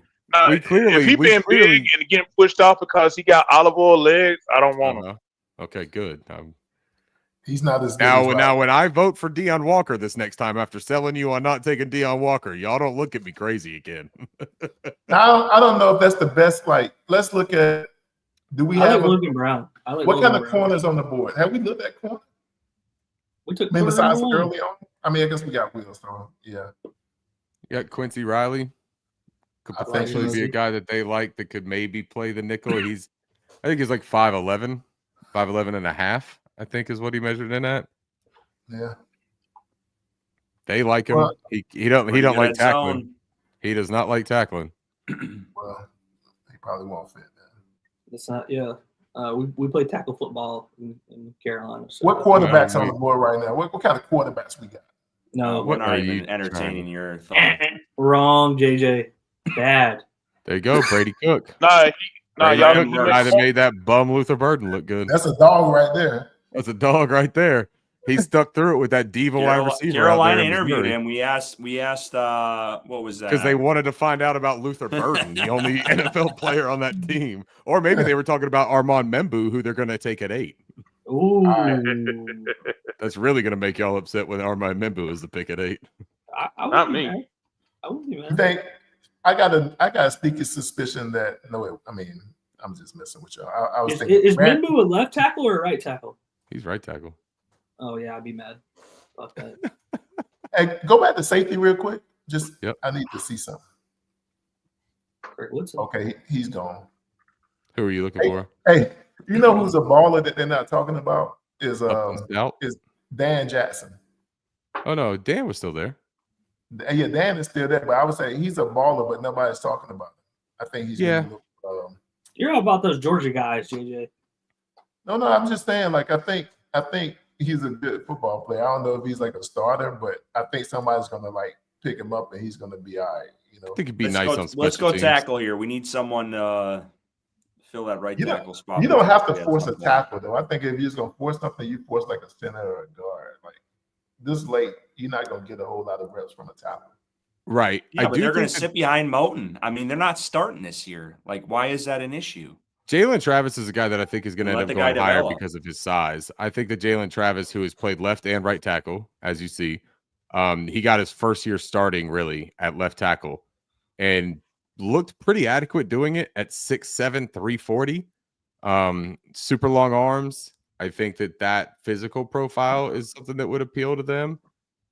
Maybe that's so. I've had this weird thing that the guys that they brought in Kelvin Banks. They went and talked to him. Apparently, they talked to Josh Connerly, also a left tackle out of Oregon. They have had and Ariane Ursary out of Minnesota also plays left tackle. They've talked to 3 left tackles. They haven't talked to a single right tackle this entire time. And I have this weird tinfoil hat conspiracy theory, right? Oh boy, here we go. And what they're doing is their contingency plan for Taylor Moten is on the other side of the line. It's Ike Ekwonu. And they're looking at potential left tackles that can develop this year and deploy him next year as a starting left tackle. I would love that. I'm just saying that I'm passing it around. And whenever you hear them talk about Ike, they're non-committal about his 5th year, but they praise the ever-loving hell out of his run blocking ability. That's all they ever talk about is how good of a run blocker he is. Is that usually what you hear someone talk about their blindside protector? Well, all right, Alex is rubbing off on you. They know they Trent Williams. I'm just kidding. Logan Brown. Send it in. Right. Jalen Travis will be there at our last pick. Hey, they brag about Trent Williams run blocking as a left tackle. They do, but it's also because of how incredible he is as pass pro. Hey, we've been specific here. Yeah, no, I'm with you. All right, so do you want to go Logan Brown then? Or do you guys like Emory Jones better? Do you like Ajani Cornelius better? Let me see What do you Let like? me see Emory Jones again. Let me see Emory Jones one more time. Mm-hmm. He didn't have a good year. He hasn't had a terrific career, but he is very experienced. Yeah. All right, let's make a pick. We're at 3 hours, folks. Let's go. I'll let you guys pick that. I'll go with whatever y'all want. It's like saying Okay. my accountant gets my taxes wrong every year, but he's been doing it for 5 years. So. Logan Brown we can do, but he's a 24-year-old with a year's starting experience. That's the only thing that I'll preface. That's a little bit worrisome, but you can take that chance. Kevin, who do you like at tackle here? Hey, look. Or do you want to go center here? Is Isaiah? If I'm gonna go, I want Majors out of Texas and get center if we're gonna get a lineman. I'll go with Kevin on that. I think center is like because Brady on a 1-year deal. Bond is still there. So what if we just went Isaiah Bond here and said, hey, look, let's add more juice. Let's add more speed. I'm fine with that. I would add Jalen Lane over Isaiah. Yeah, Bond? I'm a lane guy right here. Lane's like what 6'4", and he can run a 4'3"? No, Jalen Lane is like 5'11", 5'10" Is and he? a half, but he's Yeah, like he's- 190 pounds. He's got You're a thinking decent of Dante frame. Thornton Jr. Yeah, Yeah. that's who I'm Is thinking big of. and fast. That's the guy. But Isaiah Bond, dude. What is he like charged with right now? Isn't it something? He's got serious? allegations, Sexual SA assault, maybe? allegations again. Yeah. Oh. But he's been super forthcoming about it to an extent of like he showed a lot of like text message exchanges or whatever, which doesn't dismiss a single thing. But he's been a whole lot more forthcoming than the other guy who has those allegations. I'll just say that. I just say that I'm telling you, man, like Charlotte, North Carolina, and the teams there, like, have no need to bring in anybody with. But JJ, Mhm. we're doing this as us. We're not doing this as what the Panthers are going to do. Like that. Okay, well, Isaiah y'all- Bond. I would still go with. I would go with Lane. Y'all like Jalen Lane though, right? You're saying you like like Lane. Lane. So Yeah, why I don't like we Lane bring too. in Lane? So why don't I we like just him. double up on the speed here? If there's not a guy that we're like sold on, why don't we just double up on something athletic? Yeah, you're throwing, All right. you're throwing darts. You're throwing darts, dude. We want something to stick, right? We don't need David Moore returning punts for us. I mean, I'm just saying, like right now, you're going to have David Moore doing it. It's either going to be Jalen Knoll or Jalen Lane or David Moore. Give me either of those rookies on return. I can't believe that we got 3 skilled players and no tight end. This is We good at tight end. There's your boy, JJ Jack Kaiser. Tell us about Jack Kaiser. There's this boy right here, is Mitchell Evans. We're not taking a Notre Dame tight end. It's off the list. see, that's crazy. That's crazy. Mitchell Evans is a good Jackson Jackson prospect. Oz is still out there. He's your Let me run see blocker. Let me see linebacker. Let me see linebacker. Jack Kaiser. I mean, we're talking about third string tight end at this point. Yeah. Maybe, assuming everything goes well with the first two. So what pick are we on? We're on pick 163, so you got 2 Okay. picks left. I like both Kobe King and Jack Kaiser. I mean, obviously, Kaiser I watched a lot of. Kaiser's like a younger version of Josie Jewell. Look, send it in. I got a I Jalen like Reeves. Kaiser too. I got a Yeah. Jalen Reeves Maben comp for Jack Kaiser. Who is that? Yeah, Jalen I'm Reeves Maben. gonna be honest. I don't even know who that is. He's I don't either. He's a good special teams contributor that has played some rotational defense in Detroit. 3rd-year guy out of Tennessee. I mean, I could. Good locker room guy. I mean, Good locker room guy. Well, there is. I mean, Panthers. We're talking about adding special teams. Yeah, look, dude, you gotta take that into account. These guys are wait, he when you're definitely- picking at 160. Yeah, he fits the mold of Jewel. He fits the mold of Rose Boone. That run defense, Greg. Come on, the man can stop the run. mm-hmm. I mean, he does. He's always in the right spot. I would say that. Like he's tenacious. You know, he's like an Indiana cowboy type. You know, like he grew up on the farm. He's just like Josie Jewell. I'm telling you, like he's just Sideline to sideline. He can cover. Yeah, cover. the I mean, sideline to sideline. He doesn't have Yeah. sideline to sideline speed, but he does. But he has sideline to sideline recognition. Yeah, Like he processes quickly enough that he can make plays. That's what I was thinking outside. from a mental. Yeah, Because yeah. that doesn't get talked about. We talk about 40 times more than right, mental processing. right. And No, he gets, processes. He sees things quickly. Yeah, and he gets depth in the passing. All right, let's send it in.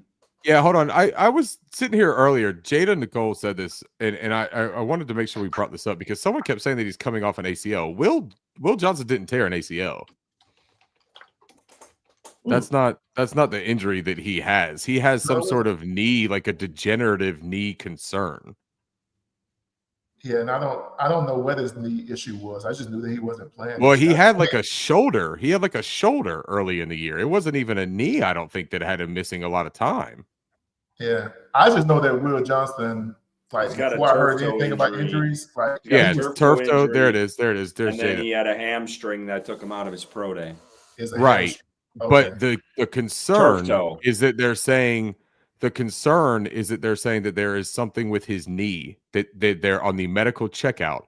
There was something with his knee Oh, that yeah. is a long-term concern, not a short-term, which to me reads degenerate, like some sort of either nerve or arthritis or something like that. That is a problem that they're concerned about. I just wonder what. Hey, real quick. Hey, Rick. But he had some torn. Hold on, he had some torn. This is what he said at the combine. He had some torn ligaments in his toe. He couldn't run, couldn't plant, couldn't do anything until like mid-January on that toe injury.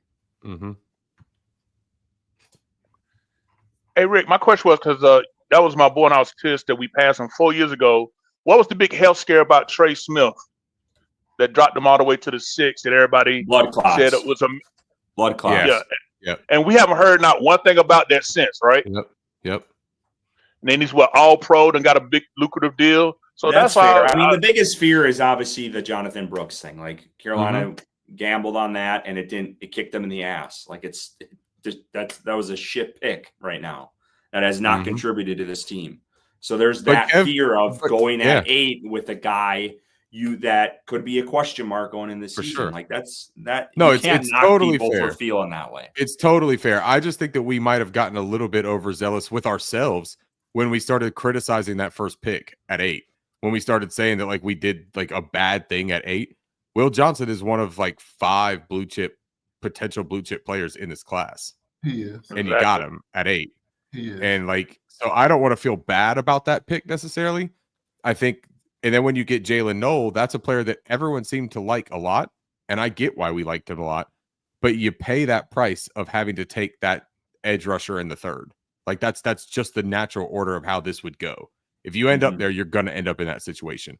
I think that's a good way to look. It's a good perspective to look at. Like this is a scenario that could play out, and this is where you'd be sitting at. Where in the 3rd round, you're trying to figure out what you're doing at edge. We're talking about this like Ashton Gelati and David Walker are like suck at playing football. They don't, man. Like I don't believe that even remotely. Maybe I have higher expectations or higher like regards for both of those players, but I think those are 2 really quality football players that are also probably better pass rushers than anything we have on the Panthers roster. Like tomorrow, if they showed up in the Panthers locker room tomorrow, I think they're your best pass rushers. And then on top of that, I mean, I know we're picking as ourselves, but I mean, I like what Dan Morgan said. We're not going to pigeonhole ourselves into a position at 8. Right. I know everybody been hollering edge. I mean, all right, I'm talking myself into it. Kev, good job, man. You just got me right back in it. Thank you, bro. I feel good about it again. Look at me. I'm an optimist bully. So all right, 163. Then Andrew Borgales. Hey, go ahead and take APR here. Y'all want to talk about an edge rusher that plays with his hair on fire? APR right here, Tasmanian Devil. That's his comp. I liked him early. I don't know why he fell so far. Like what's the story behind why he's falling? Shorter arms. He's a little bit light. So I mean, he's definitely gonna be a DPR. But dude, I mean, don't we need DPRs? Like, don't we need someone to get after quarterback? We picked 3. That would be our 3rd edge that we picked. And that's too much for you, huh? Yeah, for this draft. How about Mitchell Evans? don't tempt me. I like Mitchell. I would take him. Mitchell Evans is a good tight end. I mean, he was. I would also take Thomas Fedone or Jackson Hawes here and feel good about that. Why don't y'all like Jake Brennister though? Because I think he's good too. I think he's a really good pass catcher. I don't think we're at a place right now that if we're going to take a tight end at 163, I want a guy that's going to add a specific value that's going to get on the field. I don't think that Brenningstool gets on there before Jatavian Sanders or Tommy Tremble. And I don't think you special teams. That's what you need in. Well, I also don't think you can play him in 12 personnel because he can't block hardly at all. Like he's very weak at the point of attack. I really don't care what anybody thinks about Tommy Tremble because you know obviously I watched him ever since he was at Notre Dame. We don't need to go down this route again. We know what Tommy Tremble is. He is not good as Mitchell Evans. I agree. No, I like Mitchell. He isn't as good as like if you drafted Mitchell Evans right now, he would be better than Tommy Tremble at playing tight end. I think that Fedone and Jackson Hawes give you a prolific run blocking potential tight end. That I think you could throw Jackson Hawes out there on special teams. I think you could throw him out there on 12 personnel. I think when you see them run their little 22 pony packages that they like to run, Dave Canales, I think Jackson Hawes, that's his calling card right there. Like, I don't know, man. There's something to him. If you want to go tight end, that's. You think it's Jackson every time. Every time people say Fedone would be the 2 that I would look at for the most potential here. For like a real role, for like a carved out role. I like Mitchell Evans. I don't know that Mitchell Evans is going to see the field over JT Sanders. So I think that this is going to be a guy who just doesn't serve much of a role this season, which maybe is good for development later. I like Mitchell. I'm not sure that he's seeing a role this season because of his skill set being relatively similar in purpose to Tommy Tremble. Tommy Tremble and Mitchell Evans are supposed to bring the same thing. And I think that they like Tremble. So I think that they're going to play him. Yeah, they do like Tremble. They like him, man. And like, yeah, and it don't matter what we think, right? What about They like linebacker? Tremble, man. Have we looked at linebacker? Let's look. Yeah, didn't we get Kaiser? Y'all don't care Did we? about linebacker.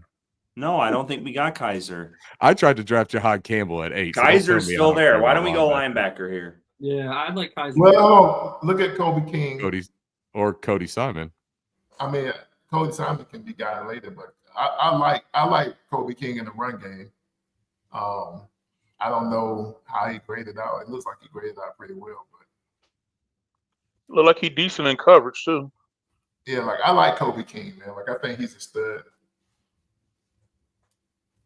Another Penn State linebacker to challenge our second-year Penn State linebacker. Well, no, you're thinking of Trevin Wallace's yeah, that's Kentucky. You're Kentucky. thinking of Brandon My Smith. bad. Yeah, that's Kentucky. A little Freudian slip there on Trevin. All right, okay. let's make one. Y'all want to go Kobe King? But sure. Okay, perfect. All right, and it's Borregales, the 7th pick. Yes, We're not debating agreed. this. Yeah, we're not gonna waste time on the 7th round. The best kicker in the draft. That's why I should be Cody Simon.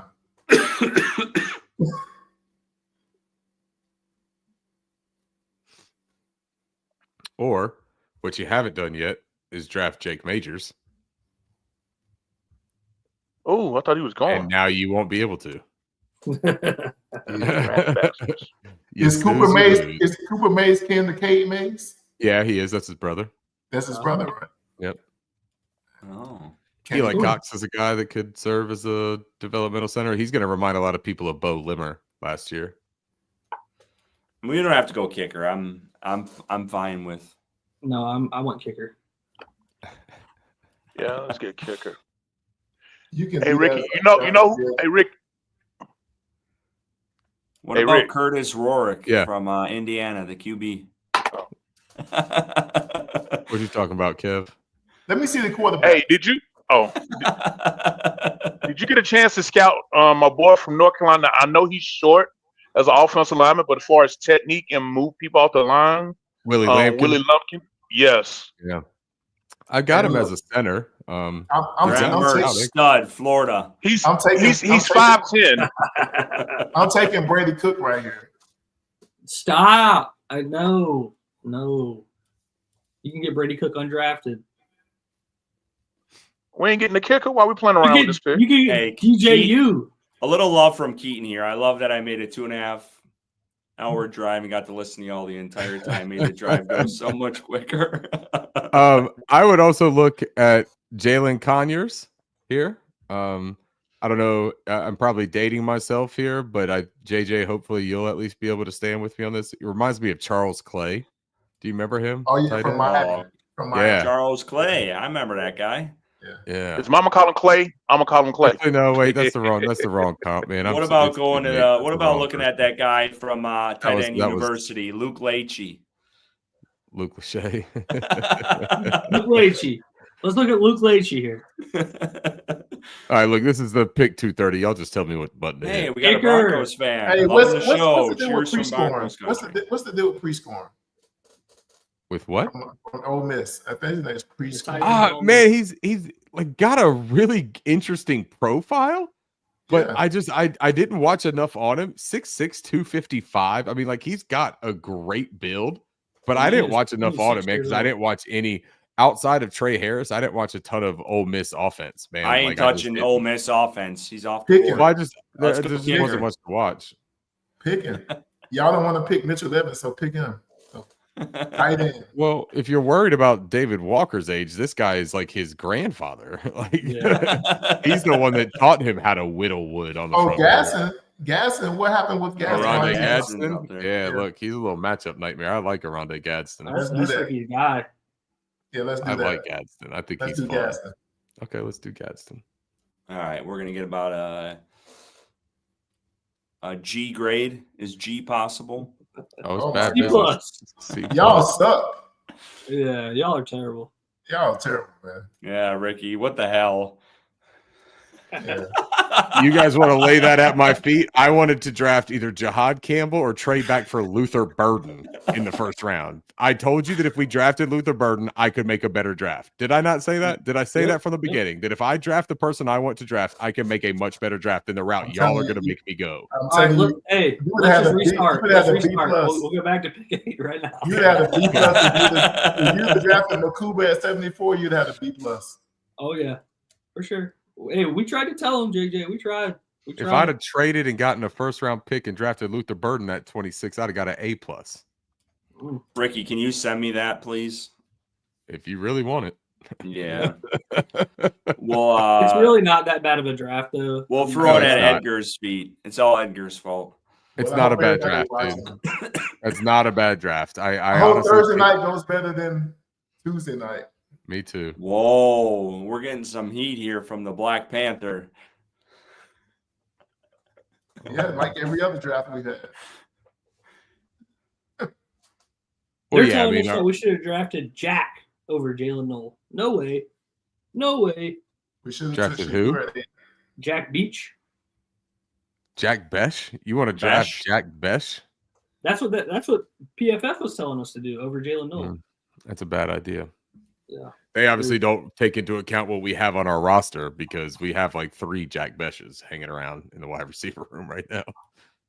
Hey, look, I'm sorry, Shadur. I'm sorry, Makuba. I'm sorry, Jade.